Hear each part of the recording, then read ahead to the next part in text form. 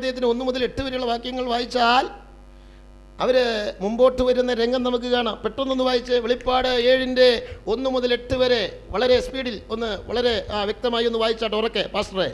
അതിന്റെ ശേഷം ഭൂമിമേലും കടലിന്മേലും യാതൊരു വൃക്ഷത്തിന്മേലും കാറ്റ് ഊതാതിരിക്കേണ്ടതിന് 4 ദൂതന്മാർ ഭൂമിയിലെ 4 കാറ്റും പിടിച്ചുകൊണ്ട് ഭൂമിയുടെ 4 കോണിലും നിൽക്കുന്നത് ഞാൻ കണ്ടു. മറ്റൊരു ദൂതൻ ജീവനുള്ള ദൈവത്തിന്റെ മുദ്രയുമായി കിഴക്ക് നിന്ന് കയറുന്നതും കണ്ടു. ദൂതനാണ് കിഴക്ക് നിന്ന് കയറുന്നതും കണ്ടു. അവൻ ഭൂമിക്കും സമുദ്രത്തിനും കേടുവരുത്തുവാൻ അധികാരം ലഭിച്ച 4 ദൂതന്മാരോട് നമ്മുടെ ദൈവത്തിന്റെ ദാസന്മാരുടെ നെറ്റിയിൽ, നമ്മുടെ ദൈവത്തിന്റെ ദാസന്മാർ എന്നുള്ള പദപ്രയോഗം പ്രത്യേകം ശ്രദ്ധിക്കണം. ദാസന്മാരുടെ നെറ്റിയിൽ ഞങ്ങൾ മുദ്രയിട്ട് കഴിയുവോളം ഭൂമിക്ക് സമുദ്രത്തിനും യാതൊരു വൃക്ഷത്തിനും കേടുവരുത്തരുതെന്ന് ഉറക്കെ വിളിച്ചു പറഞ്ഞു. മുദ്രയേറ്റവരുടെ എണ്ണവും ഞാൻ കേട്ടു. യോഹന്നാൻ കേട്ടു. ഇസ്രായേൽ മക്കളുടെ സകല ഗോത്രത്തിൽ നിന്നും മുദ്രയേറ്റവർ 144,000 പേർ. ഇസ്രായേൽ മക്കളുടെ സർവ്വഗോത്രത്തിൽ നിന്നും മുദ്രയേറ്റവർ 144,000 പേർ. ഇസ്രായേൽ മക്കളാണ്, സർവ്വഗോത്രത്തിൽ നിന്നുള്ളവരാണ്. അടുത്തത് യഹൂദാ ഗോത്രത്തിൽ മുദ്രയേറ്റവർ 12,000, രൂബേൻ ഗോത്രത്തിൽ 12,000, ഗാദ് ഗോത്രത്തിൽ 12,000, ആശേർ ഗോത്രത്തിൽ 12,000, നഫ്താലി ഗോത്രത്തിൽ 12,000, മനശ്ശെ ഗോത്രത്തിൽ 12,000, ശിമയോൻ ഗോത്രത്തിൽ 12,000, ലേവി ഗോത്രത്തിൽ 12,000, ഇസ്സാഹാർ ഗോത്രത്തിൽ 12,000, സെബൂലോൻ ഗോത്രത്തിൽ 12,000, ജോസഫ് ഗോത്രത്തിൽ 12,000, ബെന്യാമീൻ ഗോത്രത്തിൽ മുദ്രയേറ്റവർ 12,000 പേർ. അങ്ങനെ 12 ഇസ്രായേൽ ഗോത്രങ്ങളിൽ ഓരോന്നിൽ നിന്നും 12,000 പേർ വീതം, ആകെ 144,000 പേർ. Price the Lord. 7-ൽ വെളിപ്പെടുത്തുന്നത് ഇവർ എവിടെ നിന്നുള്ളവർ? ഉത്തരം ഇസ്രായേലിൽ നിന്നുള്ളവർ, വേറെ ഒരു സ്ഥലത്ത് നിന്നുള്ളവരല്ല. ഇനി 14-ൽ ഇവരെ കാണാം. ഈ വചനഭാഗങ്ങൾ ഇവിടെ വായിപ്പിക്കുന്നത് ഒന്നുകൂടെ വ്യക്തമാകാൻ വേണ്ടിയാണ്. 14-ന്റെ 1 മുതൽ 5 വരെ വായിച്ചാലും നമുക്ക് ഇക്കൂട്ടരെ കാണാം. പിന്നെ ഞാൻ സിയോൻ മലയിൽ കുഞ്ഞാടും അവനോടുകൂടെ നെറ്റിയിൽ അവന്റെ നാമവും പിതാവിന്റെ നാമവും എഴുതിയിരിക്കുന്ന 144,000 പേര് നിൽക്കുന്നത് കണ്ടു. പെരുവെള്ളത്തിന്റെ ഇരച്ചിൽ പോലെയും വലിയൊരു ഇടിമുഴക്കം പോലെയും സ്വർഗത്തിൽ നിന്ന് ഒരു ഘോഷം കേട്ടു. ഞാൻ കേട്ട ഘോഷം വൈണികന്മാർ വീണമീട്ടുന്നത് പോലെയായിരുന്നു. അവർ സിംഹാസനത്തിനും 4 ജീവികൾക്കും മൂപ്പന്മാർക്കും മുമ്പാകെ ഒരു പുതിയ പാട്ട് പാടി. ഭൂമിയിൽ നിന്ന് ശ്രദ്ധിക്കണം, ഭൂമിയിൽ നിന്ന് വിലയ്ക്ക് വാങ്ങിയിരുന്ന 144,000 പേർക്കല്ലാതെ ആർക്കും ആ പാട്ട് പഠിപ്പാൻ കഴിഞ്ഞില്ല. അപ്പൊ ഈ 144,000 പേര് സ്വർഗത്തിൽ പാടുന്ന പാട്ട് എന്ത് ചെയ്യാണ്? പഠിക്കുകയാണ്. പാടുകയല്ല, പഠിക്കുക.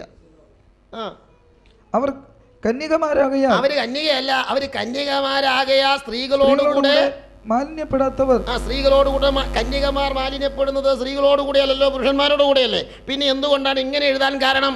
കന്യകമാർ എന്ന് പറഞ്ഞിരിക്കുന്നത് ആലങ്കാരികമായി പറഞ്ഞിരിക്കുന്നതാണ്. കന്യകമാരാകിയ സ്ത്രീകളോടുകൂടെ മാലിന്യപ്പെടാത്തവർ എന്ന് പറയാൻ കാരണം മഹാപീഡനകാല രക്ഷിതഗണമാണ്.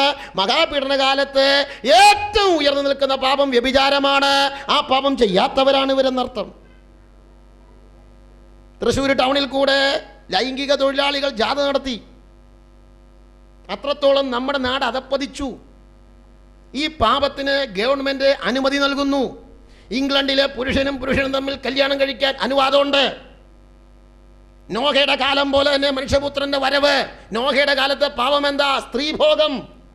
ലോത്തിന്റെ കാലത്തെ പോലെയാണ് കർത്താവിന്റെ വരവ്. ലോത്തിന്റെ കാലത്തെ പാപം എന്താ? പുരുഷ മൈഥുനക്കാർ. ഇത് രണ്ടും ഇന്ന് ലോകത്തിൽ പെരുകിയിരിക്കുകയാണ്.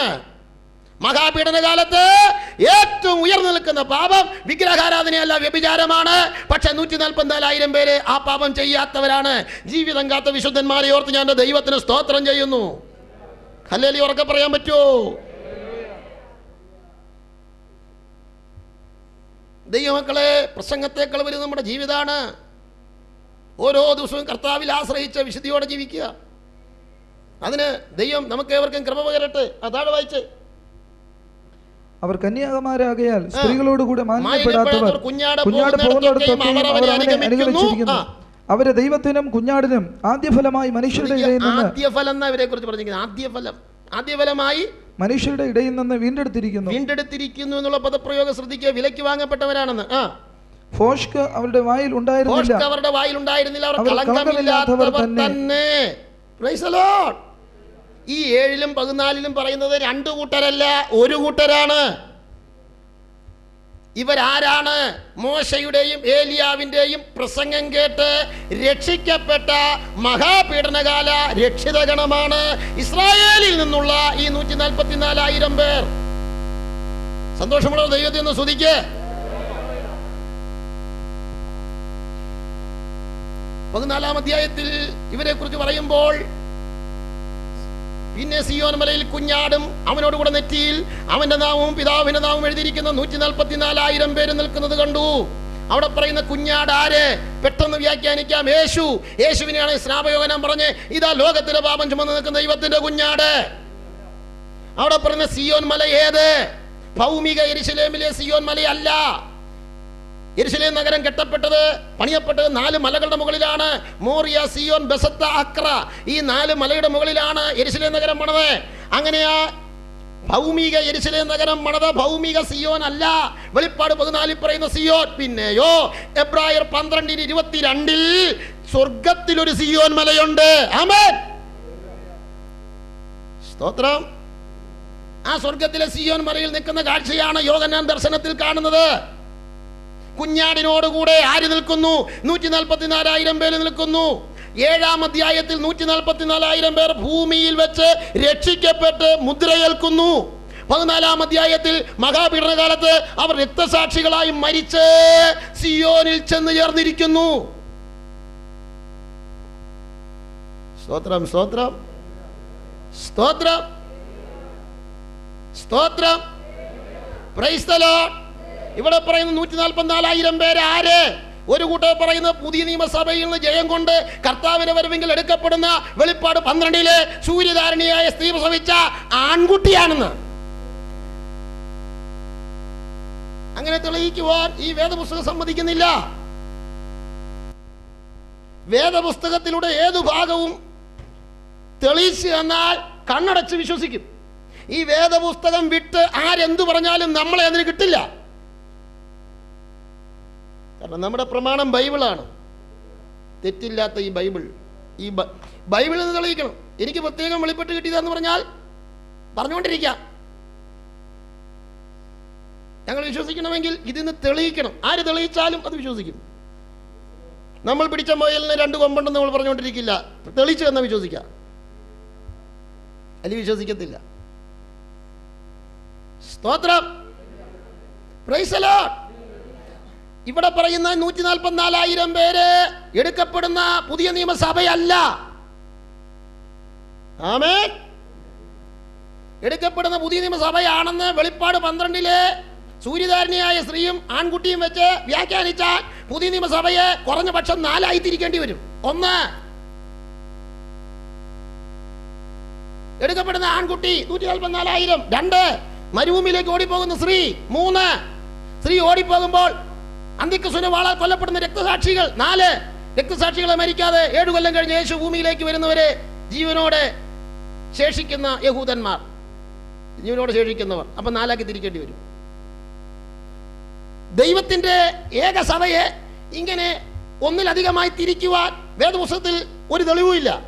വേദപുസ്തകത്തിൽ ദൈവത്തിന്റെ സഭയെ ഏകവചനത്തിലല്ലാതെ ബഹുവചനത്തിൽ പ്രയോഗിച്ചിട്ടില്ല.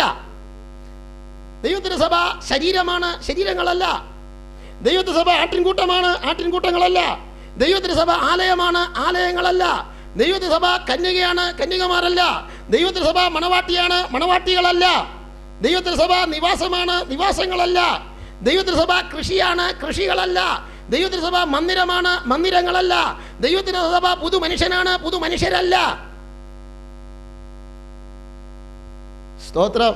ദൈവത്തിന്റെ സഭ തോട്ടമാണ്, തോട്ടങ്ങളല്ല. സന്തോഷമുണ്ടോ? സഭ ഏകമാണ്. സഭ ഒന്നല്ലാതെ ഒന്നേകാലില്ല. സ്തോത്രം, സ്തോത്രം. ഈ വെളിപ്പാട് 14 പറ 144,000 പേര് എടുക്കപ്പെടുന്ന സഭയല്ല.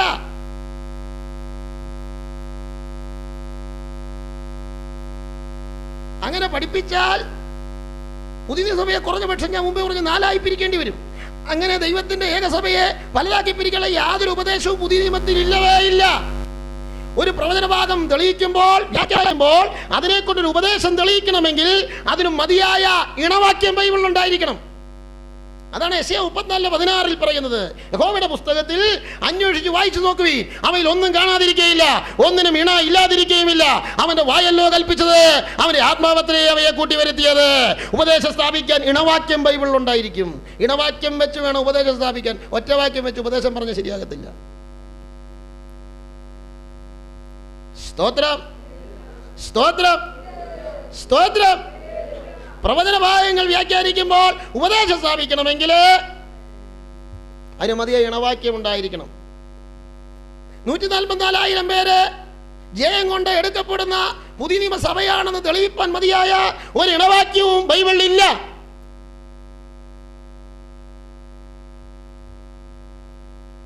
വിലയ്ക്ക് വാങ്ങപ്പെട്ടവർ, ആദ്യഫലം എന്നീ കാര്യങ്ങൾക്ക് ഒത്തുവാക്യം കാണിച്ചു തരുമെന്നേ ഉള്ളൂ. പക്ഷേ ഈ എടുക്കപ്പെടുന്ന പുതിയ നിയമസഭ 144,000 പേര് എടുക്കപ്പെടുന്ന സഭയാണെന്ന് തെളിയിപ്പാൻ വേദപുസ്തകത്തിൽ ഇണവാക്യമില്ല, തെളിവില്ല.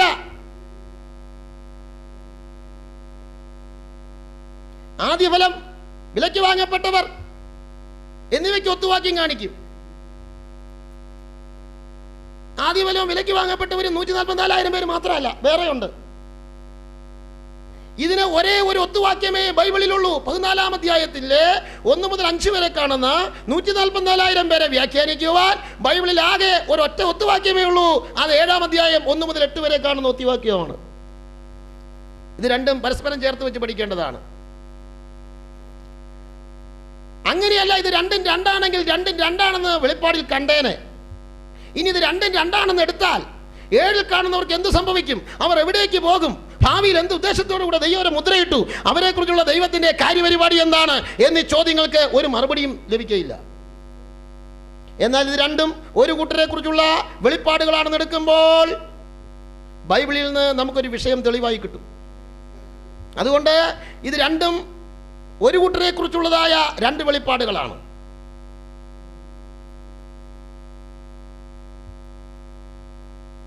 ഏഴാം അധ്യായത്തിൽ കാണിക്കുന്നത് അവർ എവിടെ നിന്ന് തിരഞ്ഞെടുക്കപ്പെട്ടവർ? ഇസ്രായേലിൽ നിന്ന്, 12 ഗോത്രത്തിൽ നിന്ന്. 14-ാം അധ്യായത്തിൽ കാണിച്ചിരുന്നത് ഭാവിയിൽ അവർക്ക് വരുവാൻ പോകുന്ന പദവി എന്താണ്. ഇത് രണ്ടും ഒരു കൂട്ടരാണ്, അവർ ഇസ്രായേലിലുമാണ്. എന്നാൽ പുതിയ നിയമസഭ വേറൊരു കൂട്ടമാണ്. പുതിയ നിയമസഭയും ഈ 144,000 പേരും തമ്മിൽ 14 വ്യത്യാസങ്ങൾ വേദപുസ്തകത്തിലുണ്ട്. ഒരു വിഷയത്തിൽ മാത്രം സാമ്യമുണ്ട്. സാമ്യം ഒരു വിഷയത്തിൽ, വ്യത്യാസം 14 വിഷയത്തിൽ. അപ്പോൾ 14 വ്യത്യാസം വെച്ച് പുതിയ നിയമസഭയും 144,000 പേര് രണ്ടാണെന്ന് എടുക്കുന്നതാണോ നല്ലത്? ഒരു സാമ്യം വെച്ച് 144,000 പേര് തന്നെയാണ് സഭയെന്ന് എടുക്കുന്നതാണോ ശരി? അതുകൊണ്ട് നമ്മൾ ഒരു സാമ്യം വെച്ചെടുക്കാതെ 14 വ്യത്യാസം വെച്ച് സഭയും 144,000 പേരും രണ്ടും രണ്ട് കൂട്ടരാണെന്ന് എടുക്കുകയാണ്. സ്തോത്രം. ഒന്നാമത്തെ വ്യത്യാസം, 144,000 പേര് ഇസ്രായേലിൽ നിന്നുള്ളവരാണ്. പുതിയ നിയമസഭ പ്രധാനമായും ജാതികളിൽ നിന്നുള്ളവരാണ്. ജാതികളുടെ പൂർണ്ണസംഖ്യ ചേരുവോളം എന്നാണ് ബൈബിളിൽ പറഞ്ഞിരിക്കുന്നത്. ഈ 144,000 പേര് 12 ഗോത്രത്തിൽ നിന്നുള്ളവരാണ്. എന്നാൽ പുതിയ നിയമസഭ വെളിപ്പാട് 5:9 വായിക്കുന്നത്, പുസ്തകം വാങ്ങുവാനും അതിനെ മുദ്ര പൊട്ടിപ്പാൻ നീ യോഗ്യൻ, നീ അറക്കപ്പെട്ട രക്തം കൊണ്ട് സർവ്വഗോത്രത്തിലും ഭാഷയിലും. അപ്പൊ സകല ഗോത്രങ്ങളിൽ നിന്നുള്ളവരാണ് പുതിയ നിയമസഭയിലുള്ളത്. അടുത്ത വ്യത്യാസം എന്താണെന്നറിയാവോ?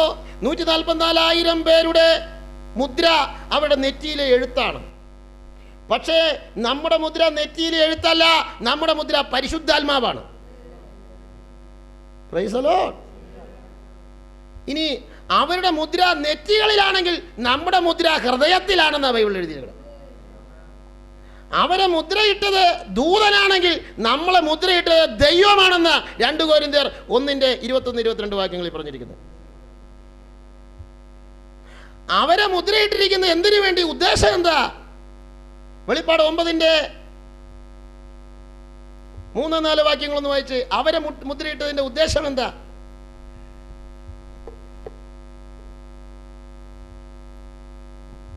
പുകയിൽ നിന്ന് വെട്ടുക്കിളി ഭൂമിയിൽ പുറപ്പെട്ടു. അതിന് അതിന് ഭൂമിയിലെ തേളിനുള്ള ശക്തി ലഭിച്ചു. ആ, നെറ്റിയിൽ ദൈവത്തിന്റെ മുദ്രയില്ലാത്ത മനുഷ്യർക്കല്ലാതെ മനുഷ്യർക്കല്ലാതെ ഭൂമിയിലെ പുല്ലിനും പച്ചയായ ഒന്നിനും യാതൊരു വൃക്ഷത്തിനും കേടുവരുത്തരുതെന്ന് കൽപ്പനയുണ്ടായി. അപ്പൊ ഇവിടെ മുദ്രയിട്ടത് എന്തിനു വേണ്ടിയാ? പാതാള വെട്ടുക്കിളി ശല്യമുണ്ട് മഹാപീഡന കാലത്ത്, അതിൽ നിന്ന് വിടുതൽ കിട്ടാനാ. പാതാള വെട്ടുക്കിളി മഹാപീഡന കാലത്ത് വരും. അത് മനുഷ്യനെ കുത്തിയാൽ തേള് മനുഷ്യനെ കുത്തുന്ന പോലെയുള്ള വേദനയാണ്. പെട്ടെന്ന് മരിക്കുകയില്ല.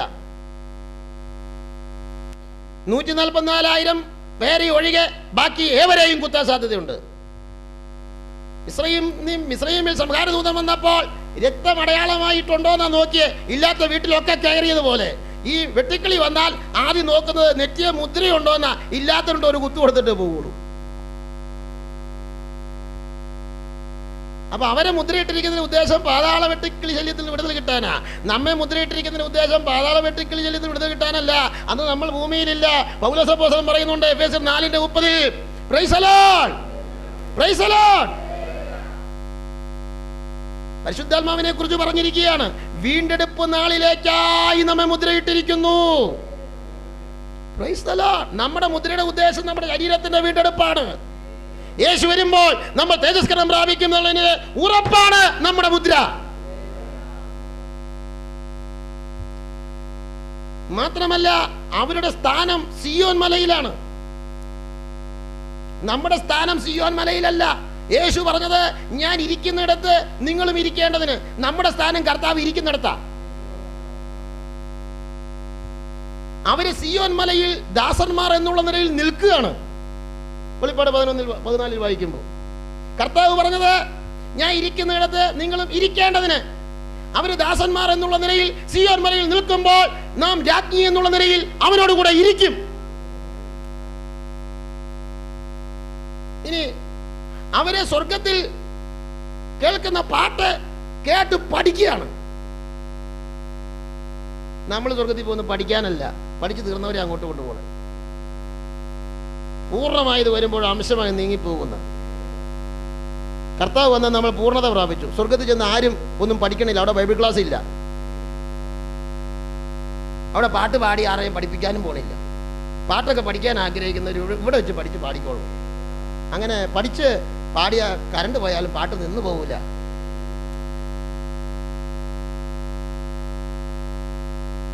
ചില പാട്ടുകളൊക്കെ മനപ്പാടാക്കിക്കോളും. അപ്പൊ കറണ്ട് പോയാലും പാടാം, അല്ലെങ്കിൽ കറണ്ട് പോയാൽ പാട്ടും പോകും.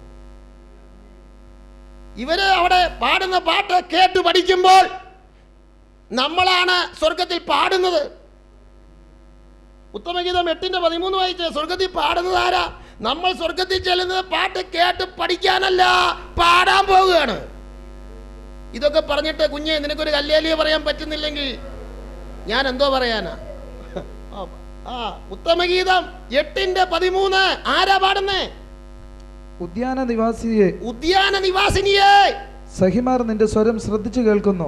ഈ 144,000 പേരെ സഖിമാർ. നമ്മൾ ഉദ്യാന നിവാസിനി മതി.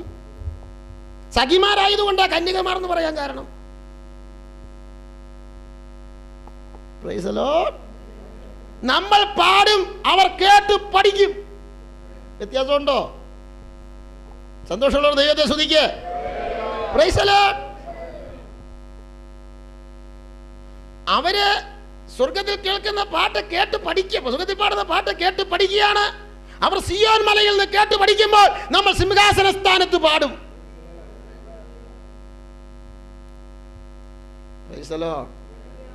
മണവാട്ടി സഭ പാടുന്ന പാട്ട് അവർ ഏറ്റുപാടി പഠിക്കുകയാണ്. സഭ അവിടെ ഇത് പാടിക്കൊടുക്കുകയാണ്. ഇനി അവരാരാന്നറിയാവോ? അവര് തോഴ്മക്കാർ. 45 സങ്കീർത്തനം എടുത്ത പാസ്റ്ററെ അതിന്റെ 14 വാക്യം ഒന്ന് വായിച്ച്. അവരാരാ? 144,000 പേരാരാ? സങ്കീർത്തനം 45:14. അവളെ ചിത്രത്തയ്യലുള്ള വസ്ത്രം ധരിപ്പിച്ച്. 45:14 വായിച്ചു. അത് തന്നെ അവളുടെ തോഴിമാരായി കൂടെ നടക്കുന്ന കന്യകമാരെയും നിന്റെ അടുക്കൽ കൊണ്ടുവരും. അവളെ ചിത്രത്തയിലുള്ള വസ്ത്രം ധരിപ്പിച്ച് രാജസന്നിധിയിൽ കൊണ്ടുവരും. അവളെ ചിത്രത്തയിലുള്ള വസ്ത്രം ധരിപ്പിച്ച്, അത് സഭയാണ്. ചിത്രത്തിലുള്ള വസ്ത്രം ധരിക്കുന്ന സഭയാണ്. അവളെ ചിത്രത്തയിലുള്ള വസ്ത്രം ധരിപ്പിച്ച് രാജസന്നിധിയിൽ കൊണ്ടുവരും. തോഴിമാരായി കൂടെ നടക്കുന്ന കന്യകമാരെയും നിന്റെ അടുക്കൽ കൊണ്ടുവരും. അപ്പൊ ഇവരാരാ? തോഴിമാര്. ആ തോഴിമാർ തന്നെ കന്യകമാര്.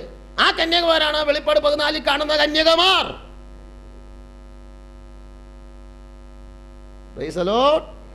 അവര് തോഴിമാരാണെങ്കിൽ നമ്മൾ ആരാന്നറിയാവോ? 45 സങ്കീർത്തനം 9 വാക്യം. നമ്മൾ ആരാണ്?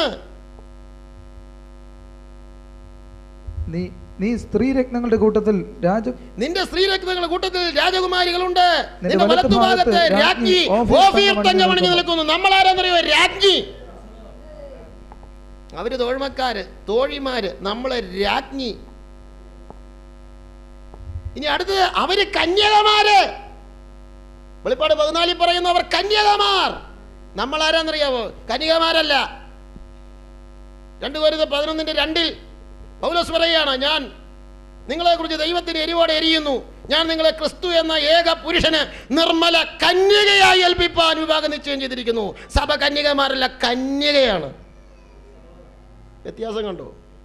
ഇനി അവരെ കുറിച്ച് വെളിപ്പാട് 14 പറഞ്ഞിരിക്കുന്ന ആദ്യഫലം. നമ്മൾ ആദ്യഫലം അല്ല. പുതിയ നിയമസഭ ആദ്യഫലം അല്ല. യാക്കോബ് 1:18 വായിച്ച്. പുതിയ നിയമസഭയെ കുറിച്ച് ബൈബിളിൽ പറഞ്ഞിരിക്കുന്ന ആദ്യഫലം എന്നല്ല. യാക്കോബ് 1:18.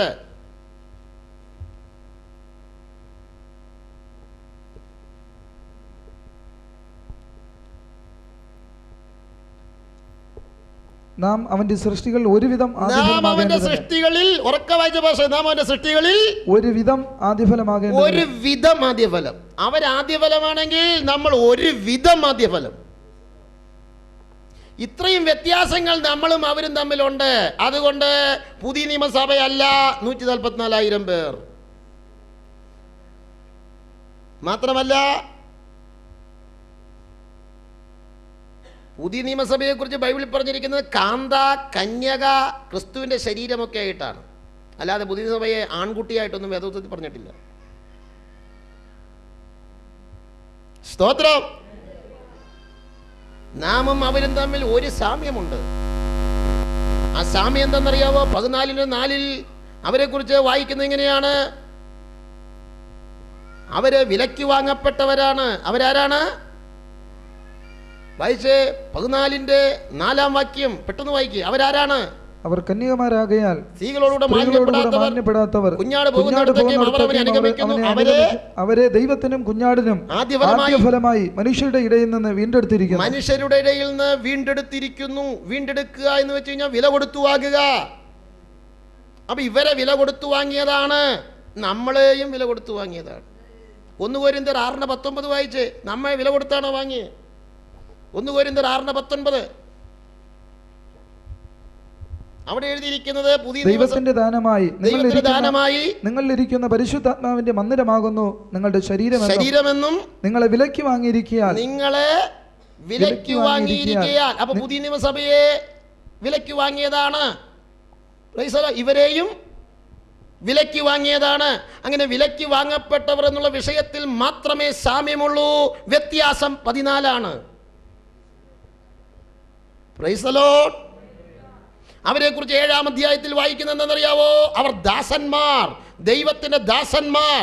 എന്താ അവരെ കുറിച്ച് ദൈവത്തിന്റെ ദാസന്മാർ എന്ന് പറയാൻ കാരണം? ഏലിയാവും മോശയും ഇവിടെ ദൈവരാജ്യത്തിന് സുവിശേഷം പ്രസംഗിക്കുമ്പോൾ അവർ രക്ഷിക്കപ്പെട്ട് അവരും ഈ ദൈവരാജ്യത്തിന്റെ സുവിശേഷം പ്രസംഗിക്കും. അതുകൊണ്ട് ദാസന്മാർ എന്ന് പറയാൻ കാരണം.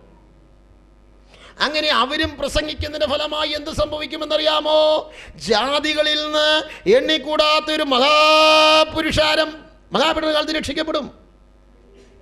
വെളിപ്പാട് പുസ്തകം 7-ാം അധ്യായത്തിൽ 9 മുതൽ 17 വരെയുള്ള വാക്യങ്ങൾ വായിച്ചാൽ മഹാപീഠന കാലത്തെ ജാതികളിൽ നിന്നുള്ള രക്ഷിതഗണത്തെ നമുക്ക് കാണാം. അവിടെ പറയുന്നത് പുതിയ നിയമസഭയല്ല, മഹാപീഠനകാല സംഭവങ്ങളാണ് 7-ാം അധ്യായത്തിലെ വിഷയം. പീഡനകാലത്തെ ജാതികളിൽ നിന്ന് ആളുകൾ രക്ഷിക്കപ്പെടുന്നു. കർത്താവിന്റെ ദാസൻ ഇപ്പോൾ അത് വായിച്ചു കേൾപ്പിക്കും. ഇതിന്റെ ശേഷം സകല ജാതികളിലും ഗോത്രങ്ങളിലും വംശങ്ങളിലും ഭാഷകളിൽ നിന്ന് ഉള്ളതായി ആർക്കും എണ്ണിക്കൂടാത്ത ഒരു മഹാപുരുഷാരം വെള്ളം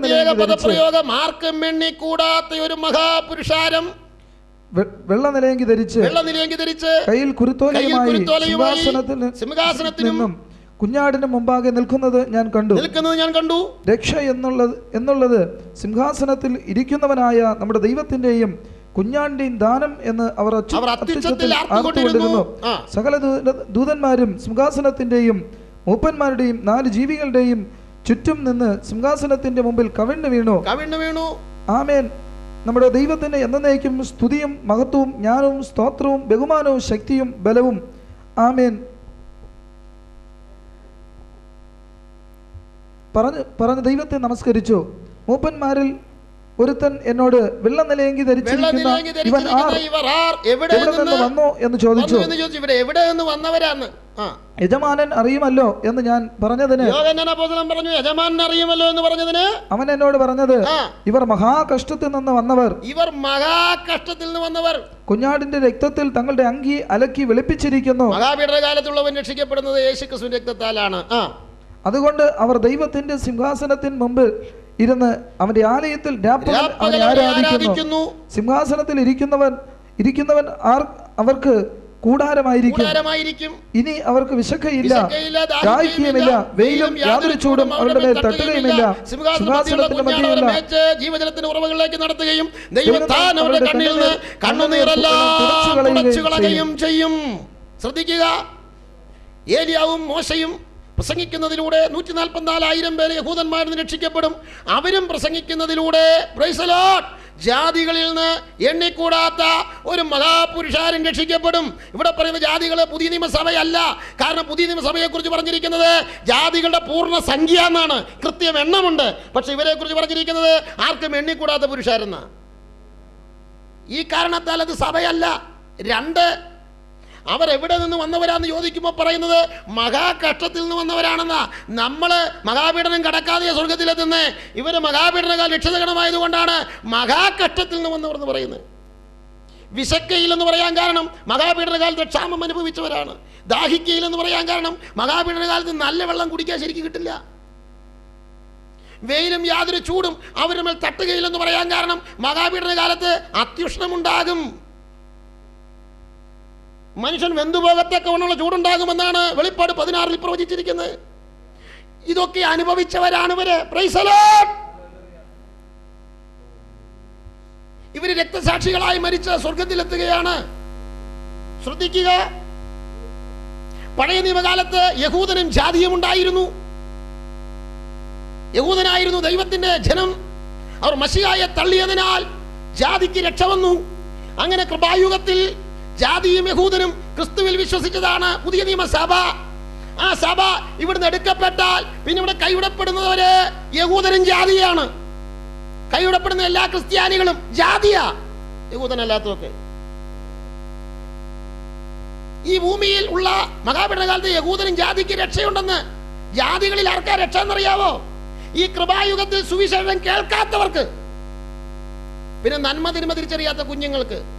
ഇന്ന് സുവിശേഷം പറഞ്ഞാലും വിശ്വസിക്കാൻ പ്രായമാകാത്ത കുഞ്ഞുങ്ങൾ പ്രൈസ് ദി ലോർഡ് മരിക്കുന്നില്ലെങ്കിൽ അവർ മഹാപീഡനത്തിലേക്ക് കിടക്കുകയാണ്. അവർക്ക് അന്നത്തെ സുവിശേഷം കേട്ട് ദൈവം അവരെ നിത്യജീവനായി നിയമിക്കപ്പെട്ടിട്ടുണ്ടെങ്കിൽ വിശ്വസിച്ച് രക്ഷിക്കപ്പെടാം. അന്നത്തെ വചനമനുസരിച്ചാൽ മതി.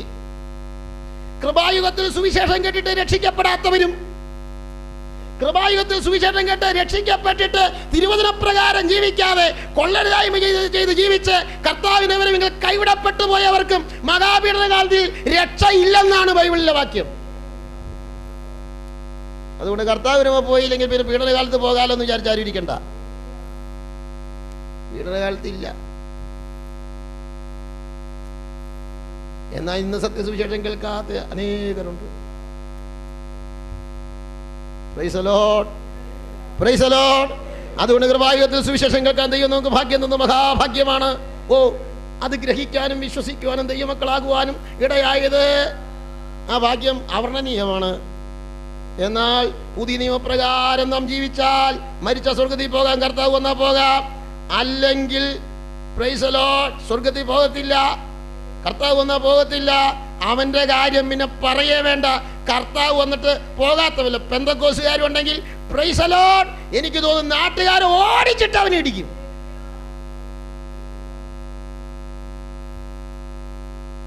റോഡിലേക്ക് ഇറങ്ങി ചെല്ലുമ്പോൾ അവർ ചോദിക്കും, നീ പോയില്ലേന്ന് ചോദിക്കും. എവിടെ പോയില്ലെന്ന്? സ്വർഗത്തിൽ പോയില്ലേ? കർത്താവ് വന്ന ആളുകൾ പോയെന്ന് കേട്ടല്ലോ, നീ പോയില്ലേ, ഇങ്ങ് വാ എന്ന് പറഞ്ഞൊരു പിടുത്തവും ഒരു ഊശും ഉണ്ട്, ഇരിക്കണേ ഉള്ളൂ. കറക്ക് കമ്പനിക്കാരെയൊക്കെ പിടിക്കുന്ന ദിവസം വരുന്നുണ്ട്. സഭായം മുടക്കി കല്യാണത്തിന് പോവുക, സഭായം 10 മണിക്ക് പ്രാർത്ഥിക്കാൻ ആരംഭിച്ചാൽ 11:30 കയറി വരിക, 1 മണിക്ക് സഭായം നിർത്തണമെന്ന് ഒരിക്കൽ 12:30 ഇറങ്ങിപ്പോവുക. ട്രാൻസ്പോർട്ട് ബസ്സിലെ യാത്രക്കാരെ പോലെ ചില വിശ്വാസികൾ. കോയമ്പത്തൂരിൽ നിന്ന് തിരുവനന്തപുരത്തേക്ക് ട്രാൻസ്പോർട്ട് ബസ് പുറപ്പെട്ടാൽ കണ്ടക്ടറും ഡ്രൈവറും കോയമ്പത്തൂർ മുതൽ തിരുവനന്തപുരം വരെ ബസ്സിൽ കാണും. യാത്രക്കാർ കാണുമോ? എത്ര പേര് കാണും? കോയമ്പത്തൂരിൽ നിന്ന് തിരുവനന്തപുരത്ത് എത്താൻ കയറിയവർ മാത്രം കാണും, ബാക്കിയുള്ളവരൊക്കെ ഇടയ്ക്ക് കയറി കാശ് കൊടുത്ത് ഇറങ്ങിപ്പോവും. ഇതുപോലെ ചില വിശ്വാസികൾ അവർ കാശ് തരും, പാസ്റ്റർക്ക് കാശും തരും, സ്വോത്രകാശും തരും, ഇടയ്ക്ക് ഇറങ്ങിപ്പോവും. നമ്മൾ ട്രാൻസ്പോർട്ട് ബസ്സിലെ യാത്രക്കാരെ പോലെ ആകരുത്. ആ യാത്രക്കാർക്ക് ബസ്സിനെ കുറിച്ചൊരു ഉത്തരവാദിത്വം ഇല്ല. കയറി വരിക, സീറ്റ് തുടച്ചിരിക്കുക, ഇറങ്ങിപ്പോവുക. ആ ബസ്സിന് കേട് സംഭവിക്കാതെ തിരുവനന്തപുരത്ത് എത്തിക്കേണ്ടത് കണ്ടക്ടറുടെയും ഡ്രൈവറുടെയും ചുമതലയാണ്. ഇതുപോലെ ചില വിശ്വാസികൾക്ക് സഭയെക്കുറിച്ചൊരു ഉത്തരവാദിത്വം ഇല്ല. വൈറ്റ് വാഷ് ഇട്ടോണ്ട് ചെയ്യുക, എനിക്ക് തന്നെ എൻ്റെ വീട് അടിച്ചിട്ടുണ്ട് വൈറ്റ് വാഷ്, പണക്കായില്ലല്ലോ. Praise the lord. നമ്മുടെ വീടായി നമ്മൾ കാണണം, അതേ ഒരു കുടുംബമാണ് ദൈവത്തിൻ്റെ സഭ. Price the Lord. മഹാപീഡന കാലത്ത് യഹൂദനും ജാതിയും രക്ഷിക്കപ്പെടും. അതിന്റെ വർണ്ണനയാണ് വെളിപ്പാട് 7:7 ആദ്യ ഭാഗം യഹൂദന്മാരുടെ രക്ഷ, 7 ഒടുവിലത്തെ ഭാഗം ജാതികളുടെ രക്ഷ. Praise the lord. അവർ രക്തസാക്ഷികളായി മരിക്കുകയാണ് മഹാപീഡന കാലത്ത്. ഇന്നലെ ഞാൻ ഓർപ്പിച്ചതുപോലെ 7 കൊല്ലം കഴിഞ്ഞ് യേശുക്രിസ്തു ഒലിവുമലയിലേക്ക് ഇറങ്ങി വരുന്ന സഹസ്രാബ്ദ വാഴ്ച ആരംഭിക്കുമ്പോൾ പ്രൈസ് ദി ലോർഡ് ഈ പീഡനകാല രക്ഷിതഗണങ്ങൾ എല്ലാവരും ഉയർത്തെഴുന്നേൽക്കും. ഇന്നലെ നമ്മൾ വെളിപ്പാട് 20:4 മുതൽ വായിച്ചല്ലോ. ഞാൻ ന്യായാസനങ്ങളെ കണ്ടു, അവയിൽ ഇരിക്കുന്നവർക്ക് ന്യായവിധി അധികാരം കൊടുത്തു. അത് മധ്യാകാശത്ത് വന്ന് എടുക്കപ്പെട്ടവരാണ്. തുടർന്ന് വായിക്കുന്നുണ്ടല്ലോ, ദൈവവചനവും യേശുവിൻ്റെ നാമനിമിത്തം തലഛേദിക്കപ്പെട്ടവരും. അതാരാ? ഇവരാ. മൃഗത്തെയോ അതിൻ്റെ പ്രതിമയെയോ നമസ്കരിക്കാതിരുന്നവരും നെറ്റിമേലും കൈമേലും അതിന് മുദ്ര കൈക്കൊള്ളാതിരുന്നവരുമായുള്ള ആത്മാക്കളെ ഞാൻ കണ്ടു. അവർ ജീവിച്ച് 1000 ആണ്ട് ക്രിസ്തുവിനോടുകൂടെ വാണു. മരിച്ചവരിന് ശേഷമുള്ളവർ 1000 ആണ്ട് കഴിയോളം ജീവിച്ചില്ല. ഇത് ഒന്നാമത്തെ പുനരുദ്ധാനം. ഒന്നാമത്തെ പുനരുദ്ധാനത്തിൽ പങ്കുള്ളവൻ ഭാഗ്യവാനും വിശുദ്ധനുമാകുന്നു. അവരുടെ മേൽ രണ്ടാം മരണത്തിന് അധികാരമില്ല. അവർ ദൈവത്തിനും ക്രിസ്തുവിനും പുരോഹിതന്മാരായി ക്രിസ്തുവിനോടുകൂടി 1000 ആണ്ട് വാഴും. എന്നാൽ ഞാനൊരു കാര്യം പെട്ടെന്ന് പറഞ്ഞു നിർത്തട്ടെ. ഏലിയാവിൻ്റെയും മോശയുടെയും പ്രവചന കാലയളവ് ആദ്യത്തെ 3.5 വർഷമാണെന്ന് വ്യക്തമാണ്. വെളിപ്പാട് 11 പറയുന്നു, അന്ന് ഞാൻ എൻ്റെ 2 സാക്ഷികൾക്കും വരം നൽകും. അവർ അട്ടുടുത്തും കൊണ്ട് 1260 ദിവസം പ്രവചിക്കും. അവർ ഭൂമിയുടെ കർത്താവിൻ്റെ സന്നിധിയിൽ നിൽക്കുന്ന 2 ഒലിവൃക്ഷവിനുണ്ട് നിലവിളക്കുമാകുന്നു. ഈ ഭാഗം തെളിഞ്ഞു കിട്ടാൻ സെക്കരിയാവ് 4-ാം അധ്യായം വായിക്കണം. 4-ാം അധ്യായത്തില് മഹാപുരോഹിതനായ യോശുവയും സെരുബാബേലും ദൈവത്തിന്റെ 2 അഭിഷിക്തന്മാരാണെന്ന് കാണിക്കാൻ അവിടെ ഒലിവൃക്ഷങ്ങളാണ് വെളിപ്പെടുത്തിയത്. Price the Lord. ഇവരെ അത് അങ്ങനെ പറയാൻ കാരണം ഇവർ 2 പേരും അഭിഷിക്തന്മാരാണെന്ന് കാണിക്കുകയാണ്. അവർ ഭൂമിയുടെ കർത്താവിന്റെ സന്നിധിയിൽ 2 ഒലിവൃക്ഷം 2 നിലവിളക്കുമാകുന്നു. ആരെങ്കിലും അവർക്ക് ദോഷം ചെയ്യുവാൻ ഇച്ഛിച്ചാൽ അവരുടെ വായിൽ നിന്ന് തീ പുറപ്പെട്ട് അവർ ശത്രുക്കളെ ദഹിപ്പിച്ചു കളയും. അവർക്ക് ദോഷം ചെയ്യുവാൻ ഇച്ഛിക്കുന്നവൻ ഇങ്ങനെ മരിക്കേണ്ടി വരും. അവരുടെ പ്രവചനകാലത്ത് മഴ പെയ്യാതെ കൊണ്ട് ആകാശം അടച്ചു കളവാൻ അവർക്ക് അധികാരമുണ്ട്. വെള്ളത്തെ രക്തമാക്കുവാനും ഇച്ഛിക്കുമ്പോഴൊക്കെ സകല ബാധ കൊണ്ടും ഭൂമിയെ ദണ്ഡിപ്പിക്കാനും അധികാരമുണ്ട്. 7-ാം വാക്യത്തിൽ അവർ തങ്ങളുടെ സാക്ഷ്യം തികച്ച ശേഷം, ആദ്യത്തെ 3.5 വർഷം കഴിയുമ്പോൾ സാക്ഷികളുടെ പ്രവചനകാലം അവസാനിക്കുകയാണ്. അവർ തങ്ങളുടെ സാക്ഷ്യം തികച്ച ശേഷം ആഴത്തിൽ നിന്ന് കയറി വരുന്ന മൃഗം, വെളിപ്പാട് 13 കാണുന്ന ആന്റി ക്രൈസ്റ്റ്, ആഴത്തിൽ കയറി വരുന്ന മൃഗം അവരോട് പടവെട്ടി അവരെ ജയിച്ച് കൊന്നുകളയും. Price the Lord. അവരെ സാക്ഷ്യം തികച്ച ശേഷമേ അവരെ കൊല്ലാൻ ആന്റി ക്രൈസ്റ്റിന് കഴിയുന്നുള്ളൂ. ദൈവമക്കളെ, നമ്മുടെ സാക്ഷ്യം തികയാതെ ആര് നോക്കിയാലും നമ്മെ കൊല്ലാൻ കഴിയത്തില്ല. സാക്ഷ്യം തികഞ്ഞാൽ പിന്നെ ഇവിടെ വട്ടം കറങ്ങി നിൽക്കേണ്ട ആവശ്യമില്ല, പെട്ടെന്ന് സ്വർഗത്തിൽ പോകാൻ നല്ലത്. ജീവിതം പൂർണ്ണമാകുന്നത് ദീർഘായുസ് കൊണ്ടല്ല. ചിലർ വിചാരിക്കുന്നത് ദീർഘായുസോടെ ഇരിക്കുന്നത് കൊണ്ടാണ് ജീവിതം പൂർണ്ണമാകുന്നതെന്ന്. അല്ല. ഹേരോദാവിനെ പോലെയും ഹേരോദിയെ പോലെയും ഏറെ നാളുകൾ ഭൂമി ജീവിക്കണേക്കാൾ നല്ലത് സ്നാപക യോഹന്നാനെ പോലെ മരിക്കണതാ. ആണോ? സ്നാപകയോഹന്നാൻ്റെ ജീവിതം പൂർണ്ണമായിരുന്നു, ആയുസ് കുറച്ചേ കിട്ടിയുള്ളൂ. സ്തേഫാനോസിൻ്റെ ജീവിതം പൂർണ്ണമായിരുന്നു, ആയുസ് കുറച്ചേ കിട്ടിയുള്ളൂ. നമ്മുടെ കർത്താവ് 33 തിരുവയസ്സിൽ മരിച്ചു, മനുഷ്യ ആയുസ് കുറച്ചേ കിട്ടിയുള്ളൂ. യേശുവിൻ്റെ ജീവിതം പോലെ പൂർണ്ണമായത് ആരുടെ ജീവിതം? നിവൃത്തിയായി എന്നും പറഞ്ഞല്ലേ മരിച്ചു. പൗലോസോ 62 വയസ്സിൽ മരിച്ചു. നല്ലവർ പൊരുതെന്നും പറഞ്ഞ മരിച്ചു. പൊരുതാനിരുന്നു, കഴിഞ്ഞില്ല, നീ ബാക്കി പൊരുതിക്കോളാനല്ല തീമോഥെയോസിനോട് പറഞ്ഞ്, എന്നെ ഏൽപ്പിച്ചതല്ല, ഞാൻ പൊരുതി. അയൽവക്കക്കാരനോട് വെട്ടുകത്തി എടുത്ത് പൊരുതിയ കാര്യമല്ല. Praise the lord. നല്ലവർ പൊരുതു. സ്തോത്രം, സ്തോത്രം. ജീവിതം പൂർണ്ണമാകുന്നത് മുതുക്കനും മുതുക്കിയായിട്ടിരിക്കുന്നത് കൊണ്ടല്ല. അങ്ങനെ പൂർണ്ണമാകില്ല എന്നല്ല പറയണ, പൂർണ്ണമാകും. എന്നാൽ ജീവിതം പൂർണ്ണമാകുന്നത് ഹ്രസ്വായുസ് കൊണ്ടോ ദീർഘായുസ് കൊണ്ടോ അല്ല. ദൈവത്തിന് നമ്മെക്കുറിച്ചുള്ള ഉദ്ദേശം നമ്മുടെ ജീവിതത്തിൽ തീർന്നാൽ ജീവിതം പൂർണ്ണമായി. അത് ഹ്രസ്വായുസായാലും കുഴപ്പമില്ല, ദീർഘായുസായാലും കുഴപ്പമില്ല. 115 വയസ്സ് വരെ ജീവിച്ചിരുന്ന് രക്ഷിക്കപ്പെടാതെ മരിച്ച എന്താ കാര്യമുള്ളൂ? സ്തോത്രം, സ്തോത്രം. അതുകൊണ്ട് ദീർഘായുസ് നല്ലതാ, പക്ഷേ ദീർഘായുസോടെ ഇവിടെ ഇരിക്കുന്നതിനാൽ കർത്താവിന് ഫലമുണ്ടാകണം. കർത്താവിന് ഫലമില്ലെങ്കിൽ പെട്ടെന്ന് സ്വർഗത്തിൽ പോകുന്നത് നല്ലത്.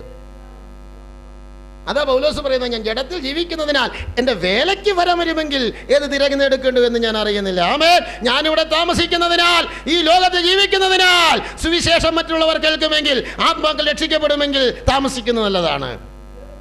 ശുശ്രൂഷ കഴിഞ്ഞാൽ വീട്ടിൽ പോകുന്നതാണ് നല്ലത്. സ്തോത്രം, സ്തോത്രം. പൗലോസ് അപ്പോസ്തലൻ ഇങ്ങനെ പറയുന്നു, എങ്കിലും ഞാൻ എൻ്റെ പ്രാണനെ വിലയേറിയതായി എണ്ണുന്നില്ല. എൻ്റെ ഓട്ടവും ദൈവകൃപയുടെ സുവിശേഷത്തിന് സാക്ഷ്യം പറയേണ്ടതിന് കർത്താവ് യേശു തന്ന ശുശ്രൂഷയും തികയ്ക്കണമെന്നേ എനിക്കുള്ളൂ. അത് ദൈവകൃപയുടെ സുവിശേഷം. സ്തോത്രം. ഈ സാക്ഷികളുടെ പ്രവചന കാലയളവ് അവസാനിച്ചു. സാക്ഷ്യം വഹിക്കൽ തീർന്നു. ഉടനെ അന്തിക്രിസ്തുവിന്റെ വാളാൽ ഇവർ കൊല്ലപ്പെടുകയാണ്. ആഴത്തിൽ നിന്ന് കയറി വരുന്ന മൃഗം അവരോട് പടവെട്ടി അവരെ ജയിച്ചു കൊന്നുകളയും. അവരുടെ കർത്താവ് ക്രൂശിക്കപ്പെട്ടതും ആത്മീകമായി സോദോമെന്നും മിസ്രയീമെന്നും പേരുള്ളതുമായ മഹാനഗരത്തിന്റെ വീതിയിൽ അവരുടെ ശവം കിടക്കും. യെരൂശലേം നഗരത്തെക്കുറിച്ച് സോദോമിനോടും മിസ്രയീമിനോടും ബന്ധപ്പെടുത്തി പറയാൻ കാരണം എന്താണെന്നറിയാവോ? ആ സാക്ഷികളുടെ ശവം കിടക്കുന്നത് യെരൂശലേം തെരുവീതിയിലാണ്. പക്ഷേ ആത്മീകമായി എന്ന് പറയുന്നത്, ആത്മീകമായി സോദോം എന്നും മിസ്രയീം എന്നും പേരുള്ളതുമായ, അക്ഷരാർത്ഥത്തിൽ അത് സോദോമല്ല, യെരൂശലേമാണ്. അക്ഷരാർത്ഥത്തിൽ മിസ്രയീമല്ല, യെരൂശലേമാണ്. പക്ഷെ ആത്മീകമായി പറഞ്ഞാൽ അത് സോദോമാണ്, മിസ്രയീമാണ്. എന്ന് വെച്ചാൽ മഹാപീഡനകാലത്തിന്റെ ആദ്യത്തെ പകുതി തീരുമ്പോഴത്തേക്കും അന്നത്തെ യെരൂശലേം സോദോമിന്റെ പാപം പോലെയും മിസ്രയീമിന്റെ പരിഷ്കാരം പോലെയായി തീരും. ആത്മീകമായി സോദോമെന്നും മിസ്രയീമെന്നും പേരുള്ളതുമായ മഹാനഗരത്തിന്റെ തെരുവീതിയിൽ അവരുടെ ശവം കിടക്കും. സകല വംശക്കാരും ഗോത്രക്കാരും ഭാഷക്കാരും ജാതിക്കാരും അവരുടെ ശവം 3.5 ദിവസം കാണും. ടെലിവിഷൻ കണ്ടുപിടിക്കുന്നതിന് 1800 വർഷങ്ങൾക്ക് മുമ്പ് വേദപുസ്തകത്തിൽ രേഖപ്പെടുത്തി വെച്ചു. യെരൂശലേം തെരുവീതിയിൽ മരിച്ചു കിടക്കുന്ന 2 ശവങ്ങളെ ലോകത്തിലുള്ള എല്ലാവരും കാണുമെന്ന്. ടെലിവിഷൻ കണ്ടുപിടിക്കുന്നതിന് മുമ്പ് ദൈവമക്കളല്ലാതെ ആരും അത് വിശ്വസിക്കത്തില്ല. നാട്ടുകാരോട് പറഞ്ഞാൽ എൻ്റെ വീട്ടിൻ്റെ ഈ മുറിയിൽ നിന്ന് അങ്ങേ മുറിയിൽ നിൽക്കുന്നവനെ കാണാൻ എനിക്ക് കഴിയത്തില്ല, എന്നിട്ട് യെരൂശലേം തെരുവീതിയിൽ കിടക്കുന്ന 2 ശവങ്ങൾ കാണുന്നു, ഓട്രാ എൻ്റെ വീട്ടിൽ ഇപ്പം കിട്ടുന്നുണ്ട്, ഓടിക്കും സുഷിയുടെ വേലക്കാർ. പക്ഷെ ഇന്ന് ആരും തലയാട്ടി സമ്മതിക്കും, നിങ്ങൾ പറയുന്നത് ശരിയാ. കാരണം എനിക്കിപ്പോൾ എൻ്റെ വീട്ടിൽ നിന്നോട്ട് അമേരിക്കയിൽ ഇരിക്കുന്നതൊക്കെ കാണാം. അതിൻ്റെ ഇപ്പുറത്താണല്ലോ യെരൂശലേം, പത്രം വഴിയില്ല, കാണാം. നിങ്ങൾ പറയുന്നത് ശരിയാ. ബൈബിൾ ഒരിക്കലും തെറ്റത്തില്ല കേട്ടോ. ശാസ്ത്രം ബൈബിളിന്റെ പിന്നിൽ നിന്നോളണം, ബൈബിൾ മുമ്പിലാ. ശാസ്ത്രം പറയുന്നതനുസരിച്ചല്ല ബൈബിൾ പറയുന്നത് ശരിയാണെന്ന് ശാസ്ത്രം സമ്മതിച്ചുകൊണ്ടിരിക്കുക. ഇനി സമ്മതിക്കാത്തതും ഇനിയും സമ്മതിക്കും. അതാ ബൈബിളിന്റെ പ്രത്യേകത. ഇതുപോലൊരു ഗ്രന്ഥം ലോകത്തിൽ വേറെ ഉണ്ടോ? ഇത് വ്യാഖ്യാനിക്കാൻ വേറൊരു ഗ്രന്ഥം വേണ്ടല്ലോ, ഇത് മാത്രം മതിയല്ലോ. ഞാൻ ഈ ടേബിളിൽ ഈ ബൈബിൾ മാത്രമല്ലേ വെച്ചിട്ടുള്ളൂ, അല്ലാതെ ഇതിനകത്തൊരു ഭാഗം വായിച്ചു അതിൻ്റെ ബാക്കി കാണാനില്ല, വേറെ പുസ്തകം എടുത്തുകൊണ്ടോ എന്ന് പറയുന്നുണ്ടോ? ഇല്ല, ഇതിനകത്തെല്ലാം ഉണ്ട്. നമ്മുടെ ജീവനഭക്തിക്ക് ആവശ്യമായതെല്ലാം ഉണ്ട്. ഇത് കയ്യിൽ വെച്ച് ഇതനുസരിച്ച് ജീവിച്ചാൽ നമുക്ക് വേണ്ടതെല്ലാം ഇവിടെ കിട്ടും. സകല വംശക്കാരും ഗോത്രക്കാരും ഭാഷക്കാരും ജാതിക്കാരും അവരുടെ ശവം 3.5 ദിവസം കാണും. അവരുടെ ശവം കല്ലറയിൽ വെപ്പാൻ സമ്മതിക്കുകയില്ല. ഈ പ്രവാചകന്മാർ ഇരുവരും ഭൂമിയിൽ വസിക്കുന്നവരെ ദണ്ഡിപ്പിച്ചതുകൊണ്ട് ഭൂവാസികൾ അവർ നിമിത്തം സന്തോഷിച്ചാനന്ദിക്കുകയും അന്യോന്യം സമ്മാനം കൊടുത്തയക്കുകയും ചെയ്യും. ഇവർ മരിച്ചതിനാൽ ചിലർ കേക്ക് മുറിക്കും. അവൻ്റെ ഒടുക്കത്തെ മുറിയായിരിക്കും അത്. ആമേൻ.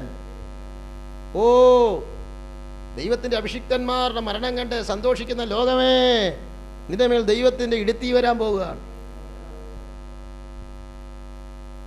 എത്ര ദൈവദാസന്മാരെയായി ലോകം കൊന്നേ, എത്ര ദൈവമക്കളെ ചുട്ടരിച്ച്. ഓ, ഒരു ദൈവ പൈതലിനെ നമ്മുടെ വീട്ടിൽ സ്വീകരിക്കാൻ കഴിഞ്ഞാൽ അതൊരു മഹാഭാഗ്യാട്ടോ. ഒരു ഗ്ലാസ് വെള്ളം കൊടുക്കാൻ നമുക്ക് അവസരം കിട്ടിയ മഹാഭാഗ്യാണത്.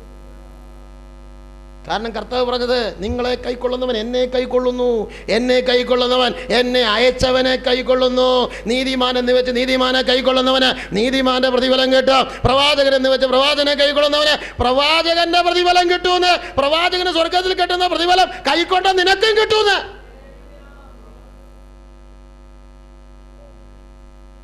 സ്തോത്രം, സ്തോത്രം, സ്തോത്രം. യുദ്ധത്തിന് പോയവർക്കും സാമാനങ്ങളുടെ അടുക്കൽ ഇരുന്നവർക്കും ദാവീദ് രാജാവ് കൊള്ള ഒരുപോലെ വിഭജിച്ചതുപോലെ പ്രാർത്ഥിക്കുന്നവർക്കും പ്രവർത്തിക്കുന്നവർക്കും സ്വർഗ്ഗത്തിൽ പ്രതിഫലം ഒരുപോലെ.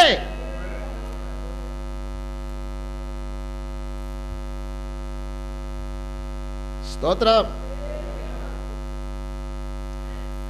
ആരുടെ ശവം കല്ലറിൽ വെപ്പാൻ സമ്മതിക്കുകയില്ല. ഈ പ്രവാചകന്മാർ ഇരുവരും ഭൂമിയിൽ വസിക്കുന്നവരെ ദണ്ഡിപ്പിച്ചതുകൊണ്ട് ഭൂവാസികൾ അവർ നിമിത്തം സന്തോഷിച്ച് ആനന്ദിക്കുകയും അന്യോന്യ സമ്മാനം കൊടുത്തയക്കുകയും ചെയ്യും. 3.5 ദിവസം കഴിഞ്ഞ ശേഷം ദൈവത്തിൽ നിന്ന് ജീവശ്വാസം അവരിൽ വന്നു. അവർ കാലൂന്നി നിന്നു. അവരെ കണ്ടവർ ഭയപരവശരായി തീർന്നു. ഇവിടെ കയറി വരുവീരെന്ന് സ്വർഗത്തിൽ ശബ്ദമുണ്ടായി. അവർ മേഘത്തിൽ സ്വർഗത്തിലേക്ക് കയറി. അവരുടെ ശത്രുക്കൾ അവരെ നോക്കിക്കൊണ്ടിരുന്നു. പെട്ടെന്ന് വലിയൊരു ഭൂകമ്പമുണ്ടായി. നഗരത്തിൽ 10-1 ഇടിഞ്ഞു വീണു. ഭൂകമ്പത്തിൽ 7000 പേർ മരിച്ചുപോയി. മരിക്കാത്തവര് എന്റെ ഭാഷയിൽ സ്തോത്രം എന്ന് പറഞ്ഞു, പേടിച്ചിട്ട്. ചില സ്വോത്രം പറഞ്ഞെങ്കിൽ പേടിക്കണം. ബസ്സിൽ കയറിയ സ്വോത്രം പറയില്ല, സടം പറയിക്കുമ്പോൾ സ്വോത്രം. അപ്പോഴാണ് മനസ്സിലായി പിന്നിലൊരു വിശ്വാസം ഇരിക്കുന്നുണ്ട്. ചില സ്വോത്രം പറയുന്നത് ഇടിവെട്ടുമ്പോ സ്വോത്രം. അന്നത്തെ നാട്ടുകാരെ ഭയപ്പെട്ട് ദൈവത്തെ സ്തുതിക്കുന്നു. 3.5 ദിവസം കഴിയുമ്പോൾ ഇവർ ഉയർത്തെഴുന്നേറ്റ് മഹാപീഡനകാല മധ്യത്തിൽ 2 കാലാ ദൈവം പെറുക്കുക. മധ്യാകാശത്തിൽ വന്നപ്പോൾ സഭ കൊയ്തുകൊണ്ട് പോയെങ്കിൽ, ആമേൻ, മഹാപീഡനകാലം കഴിഞ്ഞ് ഭൂമിയിലേക്ക് വരുമ്പോഴാണ് കാലാ പെറുക്കുന്നതെന്ന് വരികിൽ പുനരുദ്ധാനത്തോടുള്ള ബന്ധത്തിൽ 2 കതിര് പെറുക്കിയെടുക്കുക. ഈ മഹാപീഡനകാല മധ്യത്തിൽ മോശയും ഏലിയാവും. സ്തോത്രം, സ്തോത്രം, സ്തോത്രം.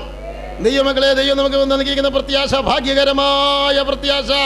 ഈ മഹാദിവസം വരുന്നതിന് മുന്നമേ നമ്മൾ ഇവിടെ നിന്ന് കരേറിപ്പോകാൻ സമയമായി. കർത്താവ് പറഞ്ഞിട്ടുണ്ട്. Price the Lord. കർത്താവ് എന്താ പറഞ്ഞിരിക്കുന്നത്? മത്തായി സുവിശേഷം 24:21 ലോകാരംഭം മുതൽ ഇന്ന് വരെ സംഭവിച്ചിട്ടില്ലാത്തതും ഇനിമേൽ സംഭവിക്കാത്തതുമായ വലിയ കഷ്ടമെന്നുണ്ടാകും. ലോകാരംഭം മുതൽ ഇന്ന് വരെ സംഭവിച്ചിട്ടില്ലാത്തത് ഇനി സംഭവിക്കാൻ പോകുന്ന കഷ്ടകാലമാണ് ഉണ്ടാകാൻ പോകുന്നത്. ഈ 7 വർഷം ഉണ്ടാകുന്നത് പോലെ ഒരു കഷ്ടകാലം ലോകത്തിൽ അതിന് മുമ്പ് ഉണ്ടാകില്ല, അതിന് ശേഷം ഉണ്ടാകത്തില്ല. ലോകത്തിൽ എന്തെല്ലാം ഉണ്ടായി. ശവം വരെ എടുത്തുകൊണ്ട് പോയി അതിനോട് അത് മിസ്യൂസ് ചെയ്തതായിട്ട് വാർത്ത പുറത്തു വന്നു. കല്ലറ ഇളക്കി ശവം വരെ കൊണ്ടുപോയി. അതാ ലോകം. അതൊക്കെ ലോകത്തിൽ നടന്നതാ. അതിനൊക്കെ വലുത് നടക്കുന്നു. കോയമ്പത്തൂർ വിപ്ലവം ഉണ്ടായപ്പോൾ വിപ്ലവകാരികൾ എന്ത് ചെയ്തെന്നറിയാമോ? ആശുപത്രിയിൽ കയറി രോഗികളെ വെട്ടി. ഹോസ്പിറ്റൽ എന്തിനാ? ആശ്വാസമില്ലാത്തവർക്ക് ആശ്വാസം നൽകാൻ സ്ഥാപിച്ചിരിക്കുന്ന ഹോസ്പിറ്റൽ. ആശ്വാസമില്ലാതെ ആശ്വാസത്തിന് വേണ്ടി ദാഹിച്ച് ഹോസ്പിറ്റലിൽ അഭയം പ്രാപിച്ച രോഗികളെ വിപ്ലവകാരികൾ അതിന്റെ ഉള്ളിൽ കയറി വെട്ടിയപ്പോൾ ഇതൊക്കെ ലോകത്തിൽ നടന്നതാ. ഡോക്ടർമാരും നഴ്സുമാരും പ്രാണരക്ഷാർത്ഥം ഇറങ്ങി ഓടിപ്പോയി. അതുവരെ സീരിയസ് ആയി കിടന്ന രോഗികൾക്കിടെ സീരിയസ് ഒക്കെ അപ്പൊ പോയി അവരിറങ്ങി ഓടി. അത്രേ ഉള്ളൂ സീരിയസ്. പലരും വയ്യാന്ന് പറയുന്നത് ശുശ്രൂഷ ചെയ്യാൻ ആളുള്ളത് കൊണ്ട്. ആരും ശുശ്രൂഷിക്കാനില്ലെങ്കിൽ തന്നെ എഴുന്നേറ്റ് കാപ്പി അനത്തി കുടിക്കും. വയ്യ ആളുള്ളത് കൊണ്ടാ വയ്യാത്ത. ആളില്ലെങ്കിൽ തന്നെ കഞ്ഞി വെക്കും. അതുവരെ സീരിയസ് ആയി കട്ടിലേക്ക് കിടന്നവരെ അവരെ അടുത്തുള്ളവരെ വിപ്ലവകാരികൾ വെട്ടണ കണ്ടപ്പോൾ വല്ല സീരിയസ് ഉണ്ടോ ബോധമുള്ളവർക്ക്? ഇറങ്ങി ഓടിയെന്ന് ഇത്ര ഉള്ളു സീരിയസ്. സ്തോത്രം. ഇതൊക്കെ ലോകത്തിൽ ഉണ്ടായതാണ്. ലോകത്തിൽ എന്തെല്ലാം ഉണ്ടായെന്നറിയാവോ? മനുഷ്യനെ ജീവനോടെ നിർത്തി തൊലി ഉരിച്ച് ഉപ്പ് തേച്ച് വന്നിട്ടുണ്ട് ഈ ലോകം. അവയവങ്ങൾ വെട്ടി മാറ്റിയിട്ടുണ്ട്. വയറ് നിറച്ച് വെള്ളം പമ്പ് ചെയ്ത് കയറ്റിയിട്ട് ബൂട്ടിട്ട കാലുകൊണ്ട് വയറ് ചവിട്ടി പൊട്ടിച്ച് കൊന്നിട്ടുണ്ട്. ഇരുമ്പ് തകിടിനകത്ത് വറുത്ത് കൊന്നിട്ടുണ്ട്. കാട്ടുമൃഗങ്ങൾ ഇട്ടുകൊടുത്തിട്ട് മെഴുകുതിരിയില ചുറ്റി പന്തം കണക്കെ കത്തിച്ചു കൊന്നിട്ടുണ്ട്. മരമറക്കുന്ന വാളുകൊണ്ട് അറുത്തു കൊന്നിട്ടുണ്ട്. ഏതെല്ലാം രീതിയിലാണ് ഈ ലോകത്തിൽ മനുഷ്യരെ കൊന്നിരിക്കുന്നത്. ഇതൊക്കെ ലോകത്തിൽ സംഭവിച്ചതാ. ഇതിനേക്കാൾ വലുത് സംഭവിക്കുമെന്ന്. നേരം വെളുത്താൽ പുറത്തിറങ്ങി നടക്കുവാൻ പുരുഷന്മാർക്ക് പോലും വയ്യാത്ത ഒരു കാലയളവ് വരുന്നു. കർത്താവ് അതിനെ കുറിച്ച് പറഞ്ഞത് ആർക്കും പ്രവർത്തിച്ചു കൂടാത്ത രാത്രി വരുന്നു. ഭയാനകമായ ഒരു നാൾ വരുന്നു. പക്ഷേ ഒരു സന്തോഷം, ബൈബിൾ അനുസരിച്ച് ജീവിക്കുന്ന ദൈവ കുഞ്ഞുങ്ങളെ, നമ്മളിവിടെ ചവിട്ടി മെതിക്കപ്പെടാൻ കാണുകയില്ല. നമ്മളെ കർത്താവ് അതിനു മുമ്പ് ഇവിടുന്ന് കൊണ്ടുപോകും. ആ സന്തോഷ ദിനം അടുത്ത് വരുന്നതിനാൽ ഞാൻ എൻ്റെ ദൈവത്തിന് സ്തോത്രം ചെയ്യുന്നു. സന്തോഷമുള്ള എത്ര പേരുണ്ട്? എൻ്റെ കർത്താവേ, നീ എത്രയും വേഗം ഒന്ന് വരണമേ. നമുക്ക് എഴുതിയിട്ട് പാട്ട് പാടി ദൈവത്തെ ആരാധിക്കാം. നാമം വാഴ്ത്തപ്പെടട്ടെ. നമ്മൾ ചിന്തിച്ചു നിർത്തിയത് മഹാപീഡനകാല മധ്യത്തിൽ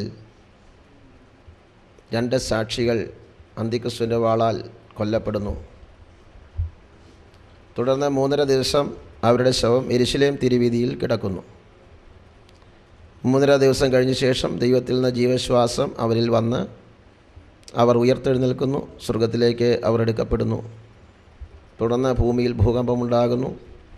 നഗരത്തിൽ 10 ഇടിഞ്ഞു വീഴുന്നു. ഭൂകമ്പത്തിൽ 7000 പേർ മരിക്കുന്നു. ഇത്യാദി വിഷയങ്ങൾ നമുക്ക് വെളിപ്പാട് 11 നിന്ന് ലഭിക്കുന്നതാണ്. വെളിപ്പാട് പുസ്തകം 11 അധ്യായത്തിൻ്റെ 3-ാം വാക്യത്തിൽ നാം ഇങ്ങനെ വായിക്കുന്നു: അന്ന് ഞാൻ എൻ്റെ 2 സാക്ഷികൾക്കും വരം നൽകും. അന്ന് എന്നുള്ള പദം മൂലഭാഷയിൽ ഇല്ല. ഞാൻ എൻ്റെ 2 സാക്ഷികൾക്കും വരം നൽകും. അന്ന് എന്ന് വായിച്ചാൽ അതിൻ്റെ മുകളിൽ പറഞ്ഞിരിക്കുന്ന കണക്ക് വെച്ച് നോക്കുമ്പോൾ 2 സാക്ഷികൾ വരേണ്ടത് ആഴ്ചവട്ടത്തിൻ്റെ ഒടുവിലത്തെ പകുതിയിൽ, അല്ലെങ്കിൽ 7 വർഷത്തിൻ്റെ ഒടുവിലത്തെ പകുതിയിലാണെന്ന് തോന്നിപ്പോകും. അങ്ങനെയാണ് മനസ്സിലാക്കാൻ കഴിയുക അന്ന് എന്നുള്ള പദം വെച്ചാൽ. എന്നാൽ അന്ന് എന്ന് കാണുന്നത് മൂലഭാഷയിലില്ല. 2 സാക്ഷികൾ വരുന്നത് ആഴ്ചവട്ടത്തിൻ്റെ ഒടുവിലത്തെ പകുതിയിലല്ല, ആദ്യത്തെ പകുതിയിലാണ്. ഏലിയാവും മോശയുമാണ് ആ സാക്ഷികളെന്ന് കഴിഞ്ഞ ദിവസം നമ്മൾ ചിന്തിക്കുകയുണ്ടായി. ആ സാക്ഷികൾ കൊല്ലപ്പെടുന്നു, ഉയർത്തെഴുന്നേൽക്കുന്നു. ശ്രദ്ധിക്കുക, യേശുക്രിസ്തു മേഘത്തിൽ വന്ന് തൻ്റെ സഭയെ ചേർത്തുകൊണ്ട ശേഷം പിന്നീട് സംഭവിക്കുന്നത്, ഈ ലോകത്തിലേക്ക്, ഈ ലോകം വാഴുവാൻ വേണ്ടി ഒരു ഏകാധിപതി എഴുന്നേറ്റ് വരും. അവൻ്റെ പേരാണ് ആൻറ്റി ക്രൈസ്റ്റ്. വെളിപ്പാട് പുസ്തകം 13-ാം അധ്യായത്തിൻ്റെ 1 മുതൽ 10 വരെയുള്ള വാക്യങ്ങളിൽ ആ വ്യക്തിയെ മൃഗം എന്നുള്ള നിലയിൽ ചിത്രീകരിച്ചിരിക്കുകയാണ്. അങ്ങനെ എഴുന്നേറ്റ് വരുന്നതായ ആ ഏകാധിപതിയെ സ്വീകരിക്കുവാൻ ഇവിടെ നാമധേയ ക്രൈസ്തവർ ഉണ്ടായിരിക്കും. മഹാപീഡനത്തിൻ്റെ ആരംഭത്തിൽ യഹൂദൻ അന്തിക്രിസ്തുവുമായി ഉടമ്പടി ചെയ്യുക മാത്രമല്ല, കൈവിടപ്പെട്ടു പോകുന്ന എല്ലാ ക്രിസ്ത്യാനികളും ഒന്നായിത്തീർന്ന് അവനുമായിട്ട് ഒരു ഉടമ്പടി ചെയ്യുന്നതാണ്. യേശുക്രിസ്തുവിൻ്റെ മധ്യാകാശ വരവിങ്കൽ വീണ്ടെടുക്കപ്പെട്ട ദൈവമക്കൾ, തിരുവചനപ്രകാരം ജീവിക്കുന്നവർ, രക്ഷിക്കപ്പെട്ട് സ്നാനപ്പെട്ട് പരിശുദ്ധാത്മാവിനെ പ്രാപിച്ച് വേർപാടും വിശുദ്ധിയും പാലിച്ച് കർത്താവിൻ്റെ വരവിന് വേണ്ടി കാത്തിരിക്കുന്ന ഒരു കൂട്ടം ദൈവമക്കളുണ്ട്. അവരാണ് എടുക്കപ്പെടുന്നത്. തുടർന്ന് കൈവിടപ്പെടുന്ന ആ ജനങ്ങളിൽ നിന്നാണ് അന്തിക്രിസ്തുവിൻ്റെ മണവാട്ടി രൂപം കൊള്ളുന്നത്. കൈവിടപ്പെട്ടു പോകുന്ന എല്ലാ നാമധേയ ക്രിസ്ത്യാനികളും പാപ്പാമതത്തിന് അടിവണങ്ങുകയും അങ്ങനെ പാപ്പാ സഭ സാർവത്രിക സഭയായി തീരുകയും ചെയ്യും. റോമാ സാമ്രാജ്യത്തിൻ്റെ അധീപനായ അന്തിക്രിസ്തുവും പോപ്പും തമ്മിലുള്ളതായ ഉടമ്പടി മൂലം പോപ്പിന് തൽക്കാലത്തേക്ക് രാജാധികാരം ലഭിക്കുകയും ആദ്യത്തെ 3.5 വർഷം പോപ്പ് ഭരിക്കുകയും ചെയ്യും. അന്തിക്രിസ്തുവാണ് ചക്രവർത്തി എന്ന് വരികിലും പോപ്പിൻ്റെ ആലോചന കേട്ടാണ് ആദ്യത്തെ 3.5 വർഷം ഭരിക്കുന്നത്. വെളിപ്പാട് പുസ്തകം 17-ാം അധ്യായത്തിൽ മൃഗത്തിൻ്റെ പുറത്ത് വാഹനമേറിയിരിക്കുന്ന ഒരു സ്ത്രീയെ നമുക്ക് കാണുവാൻ കഴിയുന്നുണ്ട്. മൃഗം ആൻറ്റി ക്രൈസ്റ്റാണ്, സ്ത്രീ പാപ്പാമതമാണ്. ആനയുടെ പുറത്ത് പാപ്പാനിരുന്നാൽ പാപ്പാൻ്റെ ഇഷ്ടത്തിന് ആന പോകണമെന്നാണ്. ഈ മൃഗത്തിൻ്റെ പുറത്ത് സ്ത്രീ ഇരിക്കുന്നതിനാൽ, മഹാവേശിയാകുന്ന റോമാമതം ആരോഹണം ചെയ്തിരിക്കുന്നതിനാൽ നമുക്ക് മനസ്സിലാക്കാൻ കഴിയുന്നത് ഈ സ്ത്രീയുടെ ഇഷ്ടത്തിന്, പാപ്പാമതത്തിൻ്റെ ഇഷ്ടത്തിന് അന്തിക്രിസ്തു മുമ്പോട്ട് പോകണമെന്നുള്ളതാണ്. 17-ാം അധ്യായത്തിൽ കാണുന്ന മൃഗത്തിന് 10 കൊമ്പുണ്ടെങ്കിലും 10 കൊമ്പുകളിൽ രാജമുടി കാണുവാനില്ല. 13-ാം അധ്യായത്തിൽ കാണുന്ന മൃഗത്തിന് 10 കൊമ്പുണ്ട്, അതിന് 10 കൊമ്പിലും രാജമുടിയുണ്ട്. അതിനാൽ 10 രാജാക്കന്മാർ പൂർണ്ണശക്തിയോടെ അധികാരത്തിൽ വരാത്ത ആഴ്ചവട്ടത്തിൻ്റെ ആദ്യത്തെ പകുതിയിലെ മൃഗമാണ് 17-ൽ കാണുന്നത്. ശ്രദ്ധിക്കുക, അങ്ങനെ ആദ്യത്തെ 3 വർഷം പോപ്പാണ് വാസ്തവത്തിൽ ഭരിക്കുന്നത്. പോപ്പ് ആലോചന പറഞ്ഞു കൊടുക്കുകയാണ്, അന്തിക്രിസ്തു ഭരിക്കുകയാണ്. എന്നാൽ ആഴ്ചവട്ടത്തിൻ്റെ മധ്യത്തിലാകുമ്പോൾ 1-ാം സ്വർഗത്തിൽ വെച്ച് മീഖായേൽ എന്ന പ്രധാന ദൂതനും സാത്താനും തമ്മിലൊരു യുദ്ധമുണ്ടാകും. വെളിപ്പാട് പുസ്തകം 12-ാം അധ്യായത്തിൻ്റെ 7-ാം വാക്യം മുതൽ വായിക്കാൻ കഴിയുന്നുണ്ട്. പിന്നെ സ്വർഗത്തിൽ യുദ്ധമുണ്ടായി. മീഖായേൽ എന്നാ വായിച്ച് 12-ാം അധ്യായത്തിൻ്റെ 7-ാം വാക്യം മുതൽ. പിന്നെ സ്വർഗത്തിൽ യുദ്ധമുണ്ടായി. മീഖായേലും അവൻ്റെ ദൂതന്മാരും മഹാസർപ്പത്തോട് പടവെട്ടി തന്റെ ദൂതന്മാരുമായി മഹാസർപ്പവും പടവെട്ടി ജയിച്ചില്ലതാനും സ്വർഗത്തിൽ അവരുടെ സ്ഥലം പിന്നെ കണ്ടതുമില്ല. ഭൂതലത്തെ മുഴുവൻ തെറ്റിച്ചു കളയുന്ന പിശാചും സാത്താനും എന്ന മഹാസർപ്പമായ പഴയ പാമ്പിനെ ഭൂമിയിലേക്ക് തള്ളിക്കളഞ്ഞു. അവന്റെ ദൂതന്മാരെയും അവനോടുകൂടെ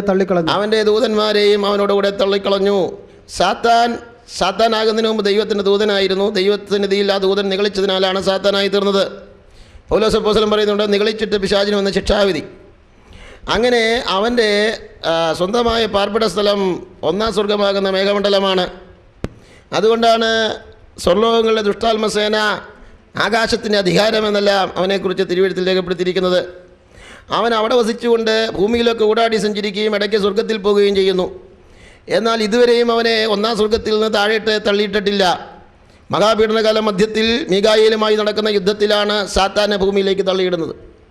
അങ്ങനെ സാത്താനും അവൻ്റെ ദൂതഗണങ്ങളും ഭൂമിയിലേക്ക് വരികയും സാത്താൻ അന്തിക്രിസ്തുവിന്മേൽ ആവസിക്കുകയും അന്തിക്രിസ്തു സാത്താൻ്റെ അഭിഷേകത്താൽ കുപിതനായി പാപ്പാമതത്തോടുള്ള ഉടമ്പടി ലംഘിച്ച് അന്നത്തെ പോപ്പിനെയും അവൻ്റെ മതാധ്യക്ഷന്മാരെയും കൊല്ലുകയും അവരുടെ സ്ഥാവര ജംഗമ സ്വത്തുക്കളെല്ലാം ഗവൺമെൻറ്റിലേക്ക് കണ്ടുകെട്ടുകയും ചെയ്യും.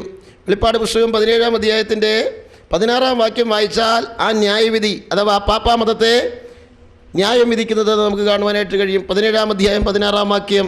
നീ കണ്ട 10 കൊമ്പും മൃഗവും വേശ്യയെ ദ്വേഷിച്ച് ശൂന്യവും നഗ്നവുമാക്കി അവളുടെ മാംസം തിന്നുകളയും അവളെ തീ കൊണ്ട് ദഹിപ്പിക്കുകയും ചെയ്യും. അങ്ങനെ നാമധേയ സഭയെ ന്യായം വിധിക്കുന്നു. ശ്രദ്ധിക്കുക, വെളിപ്പാട് പുസ്തകത്തിൻ്റെ 17-ാം അധ്യായത്തിൻ്റെ 9-ാം വാക്യം വായിച്ച് 17-9. ഇവിടെ ജ്ഞാനബുദ്ധിയുണ്ട്. തല 7 സ്ത്രീ ഇരിക്കുന്ന 7 മലയാകുന്നു. അവ 7 രാജാക്കന്മാരുമാകുന്നു. 9-ാം വാക്യത്തിൽ മൃഗത്തിൻ്റെ 7 തലകൾ 7 മലകളെ കുറിക്കുന്നു. അടുത്ത വാക്യത്തിൽ അവ 7 രാജാക്കന്മാരുമാകുന്നു. 17-ാം അധ്യായത്തിൽ ഈ സ്ത്രീ 3 സ്ഥലത്തിരിക്കുന്നതായിട്ട് രേഖപ്പെടുത്തിയിട്ടുണ്ട്. ഒന്ന്, സ്ത്രീ ഇരിക്കുന്നത് പെരുവെള്ളത്തിൻ്റെ മീതെയാണ്. പെരുവെള്ളത്തിൻ്റെ മീതെ ഇരിക്കുന്നു എന്ന് പറഞ്ഞാൽ ഇന്ന് റോമൻ കത്തോലിക്ക സഭയിലെ അംഗസംഖ്യ തന്നെ ഏകദേശം 100 കോടിയാണ്. പെരുവെള്ളമെന്ന് ഉദ്ദേശിക്കുന്നത് ജനസമൂഹത്തെയാണെന്ന് 17-ാം അധ്യായത്തിൽ കൊടുത്തിട്ടുണ്ട്. അങ്ങനെ വലിയൊരു ജനസമൂഹത്തിൻ്റെ നേതാവാണ് പോപ്പ്. എന്നാൽ കർത്താവ് വരുമ്പോൾ കൈവിടപ്പെട്ടു പോകുന്ന എല്ലാ ക്രിസ്ത്യാനികളുടെയും മേലധ്യക്ഷനായി അന്ന് പോപ്പ് തീരുന്നത് കൊണ്ട് അത് പെരുവെള്ളമായിരിക്കും. പെരുവെള്ളത്തിൻ്റെ മുകളിൽ സ്ത്രീ ഇരിക്കുന്നു. വീണ്ടും 17-ാം അധ്യായത്തിൽ ഈ സ്ത്രീ മൃഗത്തിൻ്റെ പുറത്തിരിക്കുന്നു, അഥവാ അന്തിക്രിസ്തുവിനെ നിയന്ത്രിക്കുന്നു. വീണ്ടും ഈ സ്ത്രീ 7 മലയുടെ മുകളിൽ ഇരിക്കുന്നതായിട്ട് നമുക്ക് കാണുവാനായിട്ട് കഴിയുന്നു. 7 മലയുടെ മുകളിൽ പണിത ഒരേ ഒരു പട്ടണമേ ലോകത്തിലുള്ളൂ, അത് റോമ പട്ടണമാണ്. അതുകൊണ്ട് വളരെ വ്യക്തമാണ് ഇവിടെ പറയുന്ന സ്ത്രീ റോമൻ കത്തോലിക്ക സഭയാണ്. അത് ഒന്നുകൂടെ വിശദീകരിച്ച് നമുക്ക് പഠിക്കുവാനായിട്ട് കഴിയും. ഞാൻ അതിലേക്ക് ഇപ്പോൾ കിടക്കുന്നില്ല. ശ്രദ്ധിക്കുക, അങ്ങനെ 9-ാം വാക്യത്തിലേക്ക് വരുമ്പോൾ മൃഗത്തിൻ്റെ 7 തലകൾ 7 മലകളെ കുറിക്കുന്നു. അവ 7 രാജാക്കന്മാരുമാകുന്നു. അതിൽ 5 പേർ വീണുപോയി, ഒരുത്തനുണ്ട്, മറ്റൊന്ന് ഇതുവരെ വന്നിട്ടില്ല, വന്നിൽ പിന്നെ കുറഞ്ഞു വന്ന് ഇരിക്കേണ്ടതാകുന്നു എന്ന് കാണുന്നു. എന്ന് വെച്ചാൽ യോഹന്നാൻ അപ്പോസ്തലന് വെളിപ്പാട് പുസ്തക വിഷയങ്ങൾ വെളിപ്പെടുത്തിയ കാലത്ത് ഈ 7 റോമാ ചക്രവർത്തിമാരിൽ 5 പേർ മരിച്ചു പോയിരുന്നു. ഒരാൾ അപ്പോൾ ഉണ്ട്. അത് യോഹന്നാനെ പത്മോസിലേക്ക് നാടുകടത്തിയ ദോമിഷൻ ചക്രവർത്തിയാണ്. വരുവാനുള്ള 7ാമത്തെ രാജാവ് നിസ്സംശയമായും അന്തിക്രിസ്തുവാണ്. ശ്രദ്ധിക്കുക, വെളിപ്പാട് പുസ്തകം 13-ാം അധ്യായത്തിൻ്റെ 3-ാം വാക്യത്തിലേക്ക് വരുമ്പോൾ മൃഗത്തിൻ്റെ 7 തലകളിൽ ഒന്നിന് മരണകരമായ മുറിവ് പറ്റി എന്ന് രേഖപ്പെടുത്തിയിട്ടുണ്ട്. ആ ഭാഗം ഒന്ന് എടുത്തു വായിച്ച്. 13-ാം അധ്യായം 3-ാം വാക്യം. അതിന്റെ തലകളിൽ ഒന്ന്, മൃഗത്തിന്റെ 7 തലയാണുള്ളത്. 7 തലകളിൽ ഒന്ന് മരണകരമായ മുറിവേറ്റതുപോലെ ഞാൻ കണ്ടു. മരണകരമായ മുറിവ് പറ്റിയതുപോലെ ഞാൻ കണ്ടു. അതിന്റെ മരണകരമായ മുറിവ് പുറത്തുപോയി. സർവ്വഭൂമിയും മൃഗത്തെ കണ്ട് വിസ്മയിച്ചു. മൃഗത്തിന് അധികാരം കൊടുത്തുകൊണ്ട് അവർ മഹാസർപ്പത്തെ നമസ്കരിച്ചു. മഹാസർപ്പം സാത്താനാണ്. മഹാസർപ്പത്തെ നമസ്കരിച്ചു. മതി. അവൻ മൃഗത്തിൻ്റെ 7 തലകളിൽ ഒന്നിന് മരണകരമായ മുറിവ് പറ്റിയെന്ന് 13-3 കാണുന്നു. അത് എത്രാമത്തെ തലയാണെന്നില്ല, അത് നമുക്ക് മനസ്സിലാക്കാൻ കഴിയുന്നു. 7ാമത്തെ തലയാണ്. മൃഗത്തിൻ്റെ 7 തലകളിൽ ഒന്നിന് മുറിവേൽക്കുന്നതിന് മുമ്പ് മൃഗത്തിൻ്റെ തലകളെല്ലാം ഉണ്ടായിരുന്നു. 11-ാം വാക്യത്തിൽ ഇങ്ങനെ നാം വായിക്കുന്നു. 17-ാം അധ്യായത്തിൻ്റെ 11-ാം വാക്യത്തിലേക്ക് വന്നാട്ടെ. 17-11. ഉണ്ടായിരുന്നതും ഇല്ലാത്തതുമായ മൃഗം എട്ടാമത്തവനും 7 ഉൾപ്പെട്ടവനും തന്നെ. അപ്പോൾ ആ മൃഗത്തെ കുറിച്ച് പറയുന്നത് ഉണ്ടായിരുന്നവനും ഇല്ലാത്തവനുമായ മൃഗം. 8ാമനാണ്, 7 ഉൾപ്പെട്ടവനാണ്. ഇതെങ്ങനെ സാധിക്കും? ഉണ്ടായിരുന്നവൻ എന്ന് പറഞ്ഞാൽ ആഴ്ചവട്ടത്തിൻ്റെ അഥവാ മഹാപീഡനത്തിലെ 7 വർഷത്തിൻ്റെ ആദ്യത്തെ പകുതി അന്തിക്രിസ്തു ഉണ്ടായിരുന്നു. ഇല്ലാത്തവനെന്ന് പറഞ്ഞാൽ അവന് ഒരു മരണം സംഭവിക്കുന്നുണ്ട്. ഉണ്ടായിരുന്നവനും ഇല്ലാത്തവനുമായ മൃഗം. എന്നിട്ട് പറയുകയാണ് അവൻ 8ാമനാണ്, 7 ഉൾപ്പെട്ടവനാണ്. 8ാമനാണെന്ന് പറയുന്നത് അവൻ ഉയർത്തെഴുന്നേറ്റ ശേഷമാണ്. 7 ഉൾപ്പെട്ടവനാണെന്ന് പറയാൻ കാരണം അവൻ ആ പഴയ വ്യക്തി തന്നെയാണ്. ഇതിൽ നമുക്ക് മനസ്സിലാക്കാൻ കഴിയുന്നത് ആഴ്ചവട്ടത്തിൻ്റെ മധ്യത്തിൽ അന്തിക്രിസ്തുവിന് ഒരു ഘാതകനാൽ മരണകരമായി വാളാൽ മുറിവേൽക്കും. 13-ാം അധ്യായത്തിൽ വാളാലാണ് മുറിവേൽക്കുന്നുണ്ട്. വാളാൽ മുറിവേൽക്കുകയും ശവസംസ്കാര സന്നദ്ധ നിലയിൽ അവൻ കിടക്കുമ്പോൾ അവൻ മരിച്ചവരുടെ നിന്ന് ഉയർത്തെഴുന്നേൽക്കുകയും ചെയ്യും. ക്രിസ്തുവിൻ്റെ എതിർമൂർത്തിയാണ് അന്തിക്രിസ്തു. ക്രിസ്തു മരിച്ച് ഉയർത്തെഴുന്നേറ്റവനാണ്. ഇതാ അന്തിക്രിസ്തു വാളാൽ മുറിവേറ്റിട്ട് ശവസംസ്കാര സന്നദ്ധ നിലയിൽ കിടക്കുമ്പോൾ അവൻ മരിച്ചവരിൽ നിന്ന് ഉയർത്തെഴുന്നേൽക്കുന്നു. അതിനെ തുടർന്ന് സാത്താൻ അവനിൽ ആരോഹണം ചെയ്യുന്നതിനാൽ അവൻ റോമാ മതത്തോടും യഹൂദ സഭയോടുമുള്ളതായ ഉടമ്പടി ലംഘിച്ച് അനീതിയുടെ വിളനിലമായി തീരും. അതിനു മുമ്പ് അവൻ മധുര സ്വഭാവിയും സ്നേഹയോഗ്യനുമായിരുന്നു. എന്നാൽ അവൻ്റെ പുനഃസ്ഥാപനത്തിന് ശേഷം സാത്താൻ അവനിൽ ആരോഹണം ചെയ്യുന്നതിനാൽ അവൻ റോമാ സഭയോടും അഥവാ പോപ്പിനോടും യഹൂദന്മാരോടുമുള്ളതായ ഉടമ്പടി ലംഘിച്ച് അനീതിയുടെ വിളനിലമായി തീരുകയാണ്. അങ്ങനെ ഒടുവിലത്തെ 3.5 വർഷമാണ് അതിഭയങ്കരമായ കഷ്ടകാല ലോകത്തിൽ വരാൻ പോകുന്നത്. അതിനെക്കുറിച്ച് യെരമ്യാ പ്രവചനത്തിൽ 30-ാം അധ്യായത്തിൽ പറഞ്ഞിരിക്കുന്നത് ആ നാളുകൾ പോലെ വേറെയില്ല, അത് യാക്കോബിൻ്റെ കഷ്ടകാലം. ദൈവമക്കളെ, നമുക്ക് സന്തോഷമുണ്ട്. ആ കഷ്ടകാലത്ത് നാം ഈ ഭൂമിയിൽ കാണുകയില്ല. സന്തോഷമുള്ളവർ ദൈവത്തെ സ്തുതിച്ചാട്ടെ. Praise the Lord. ശ്രദ്ധിക്കുക, അങ്ങനെ ആദ്യത്തെ 3.5 വർഷം കഴിയുമ്പോൾ റോമാ സഭയെ ന്യായം വിധിക്കും. ആദ്യത്തെ 3.5 വർഷം കഴിയുമ്പോൾ യഹൂദന്മാരോടും അന്തിക്രിസ്തു ഉടമ്പടി ലംഘിച്ച് എതിർക്കും. ഇന്നലെ നമ്മൾ ചിന്തിച്ചല്ലോ, 2 സാക്ഷികൾ ഇവിടെ പ്രസംഗിക്കുന്നത് മരണത്തോടും പാതാളത്തോടുമാണ് നിങ്ങൾ ഉടമ്പടി ചെയ്തതെന്നാണ് യഹൂദന്മാരോട് പ്രസംഗിക്കുന്നത്. പക്ഷേ അവർക്കപ്പോൾ അത് ഗ്രഹിക്കാൻ കഴിയുന്നില്ല. എന്നാൽ ആദ്യത്തെ 3 വർഷം കഴിയുമ്പോൾ സാക്ഷികളുടെ പ്രവചന കാലയളവ് അവസാനിക്കുകയും സാക്ഷികളെ അന്തിക്രിസ്തു വാളാൽ കൊല്ലുകയും ചെയ്യും. അതോടുകൂടെ ഇസ്രായേലിൻ്റെ കഷ്ടകാലം ആരംഭിക്കും. യഹൂദന്മാർക്ക് പല ആലയങ്ങൾ ഈ ഭൂമിയിലുണ്ടായിരുന്നു. അവരുടെ 1ാമത്തെ ആലയം മരുഭൂമിയിലൂടെ സഞ്ചരിച്ചപ്പോൾ മോശയുടെ നേതൃത്വത്തിൽ ദൈവം പർവ്വതത്തിൽ കാണിച്ചു കൊടുത്ത മാതൃപ്രകാരം ഉണ്ടാക്കിയ സമാഗമന കൂടാരമാണ് അവരുടെ 1ാമത്തെ ആലയം. അത് ദാവീദിൻ്റെ കാലം വരെ ഉണ്ടായിരുന്നു. ദാവീദിൻ്റെ മകനായ ശലോമോൻ യഹോവയ്ക്ക് മോറിയ മലയിൽ അതിമനോഹരമായൊരു ആലയം പണിതു. അതിനെ തുടർന്ന് സമാഗമന കൂടാരത്തിലുണ്ടായിരുന്ന സാക്ഷ്യപ്പെട്ടതും കൊണ്ടുവന്ന് ആ ആലയത്തിൻ്റെ അന്തർമന്ദിരത്തിൽ വെച്ചു. എന്ന യഹൂദജാതി ന്യായപ്രമാണം അനുസരിക്കാത്തതിനാൽ ശലോമോൻ മണി കഴിപ്പിച്ച ആലയം ബാബേൽ ചക്രവർത്തിയായ നെബൂഖദ്നേസർ വന്ന് തീ വെച്ച് ചുട്ടുകളഞ്ഞു. 70 സംവത്സരം അവർ ബാബിലോണിൽ അടിമകളായിരുന്നു. അതിനെ തുടർന്ന് സെരുബ്ബാബേലും യോശുവയും യെരുശലേമിൽ വന്ന് പുതിയൊരു ആലയം പണിതു. അങ്ങനെ ആലയം പണിതെങ്കിലും യഹൂദരൊരു ജാതിയായി ദൈവത്തിങ്കിലേക്ക് മടങ്ങി വരാത്തതിനാൽ ദൈവം ആലയത്തിലേക്ക് വന്നില്ല. വീണ്ടും അവർ ന്യായപ്രമാണം ലംഘിച്ചതിനാൽ സിറിയ രാജാവ് അന്ത്യോക്യസ് എപ്പിഫാനസ് വന്ന് ആലയം അശുദ്ധമാക്കി യഹൂദന്റെ ആലയത്തിൽ പന്നിയെ ബലി കഴിച്ചു, ആലയത്തിന് കേടുപാടുകൾ വരുത്തി. എന്നാൽ അങ്ങനെ അവർക്ക് ആലയം നഷ്ടപ്പെട്ടു. തുടർന്ന് മഹാനായ ഹെരോദാവ് യഹൂദന്മാരെ പ്രീതി നേടാൻ വേണ്ടി 46 സംവത്സരം കൊണ്ട് അതിമനോഹരമായ ആലയം യെരുശലേമിൽ പണിതു. ആ ആലയമാണ് നമ്മുടെ കർത്താവിൻ്റെ കാലത്തുണ്ടായിരുന്നത്. ആ ആലയത്തെക്കുറിച്ചാണ് കർത്താവ് പറഞ്ഞത്, കല്ലിന്മേൽ കല്ല് ശേഷിക്കാതെ ഇത് നശിച്ചു പോകുമെന്ന് കർത്താവ് പറയുകയുണ്ടായി. അത് AD 70 വെസ്പേഷ്യൻ്റെ മകനായ തീത്തോസ് വന്ന് യെരുശലേം നശിപ്പിച്ചപ്പോൾ, ആക്രമിച്ചപ്പോൾ ആ ആലയത്തെ തീ വെച്ച് ചുട്ടുകളഞ്ഞു. AD 70 മുതൽ ഈ 2008 വരെ യഹൂദൻ ആലയമില്ല. അവർ അലഞ്ഞുതിരിഞ്ഞ സ്ഥലങ്ങളിലെ സിനഗോഗുകൾ, പ്രാർത്ഥനയ്ക്ക് കൂടി വരാൻ പള്ളികൾ മാത്രമാണ് പണിതത്. ആലയം അവർ യെരുശലേമിലാണ് പണിയുക. അവരുടെ ആലയം ഇതുവരെ പണിതിട്ടില്ല. ഇന്ന് യഹൂദൻ ആലയമില്ല. ഇന്ന് ലോകത്തിലൊരു ആലയമുണ്ട്. അത് പുതിയ നിയമസഭയാകുന്ന ആലയമാണ്. രണ്ടാരാധന ഒരു സമയത്ത് ദൈവം സ്വീകരിക്കുകയില്ല. ക്രിസ്തുയേശു എന്ന മൂലക്കല്ലായിരിക്കെ അപ്പോസ്തലന്മാരും പ്രവാചകന്മാരും എന്ന അടിസ്ഥാനത്തിൽ പണിതിരിക്കുന്ന ജീവനുള്ള കല്ലായ യേശുവിൻ്റെ അടുക്കൽ ചെന്ന് വിശ്വസിച്ച് ആത്മീക ജീവൻ പ്രാപിച്ച വീണ്ടെടുക്കപ്പെട്ട ദൈവമക്കളെ ചേർത്ത് പണിയുന്ന ആലയമാണ് ഇന്നത്തെ ആലയം. Price the Lord. ആ ആലയത്തിൻ്റെ മധ്യത്തിലാണ് കർത്താവ് പറഞ്ഞു, 2-3 പേർ എൻ്റെ നാമത്തിൽ കൂടി വരുന്നിടത്തൊക്കെ ഞാൻ നടുവിലുണ്ട്. അതുകൊണ്ട് ഇന്ന് നമ്മളിവിടെ കൂടി വന്നപ്പോൾ നമ്മുടെ കർത്താവ് നമ്മുടെ മധ്യയെ നടകൊള്ളുന്നുണ്ട്. ഈ ആലയത്തിൻ്റെ പണി തീരാറായി. എൻ്റെ ഭാഷയിൽ പറഞ്ഞാൽ ഇതിൻ്റെ ഫിനിഷിംഗ് വർക്ക് നടന്നുകൊണ്ടിരിക്കുകയാണ്. ഈ ആലയത്തിൻ്റെ പണി കഴിഞ്ഞാൽ 1 സെക്കൻഡ് പോലും പിന്നെ ഇവിടെ താമസിക്കുകയില്ല. കാഹളം വാനിൽ മുഴങ്ങും.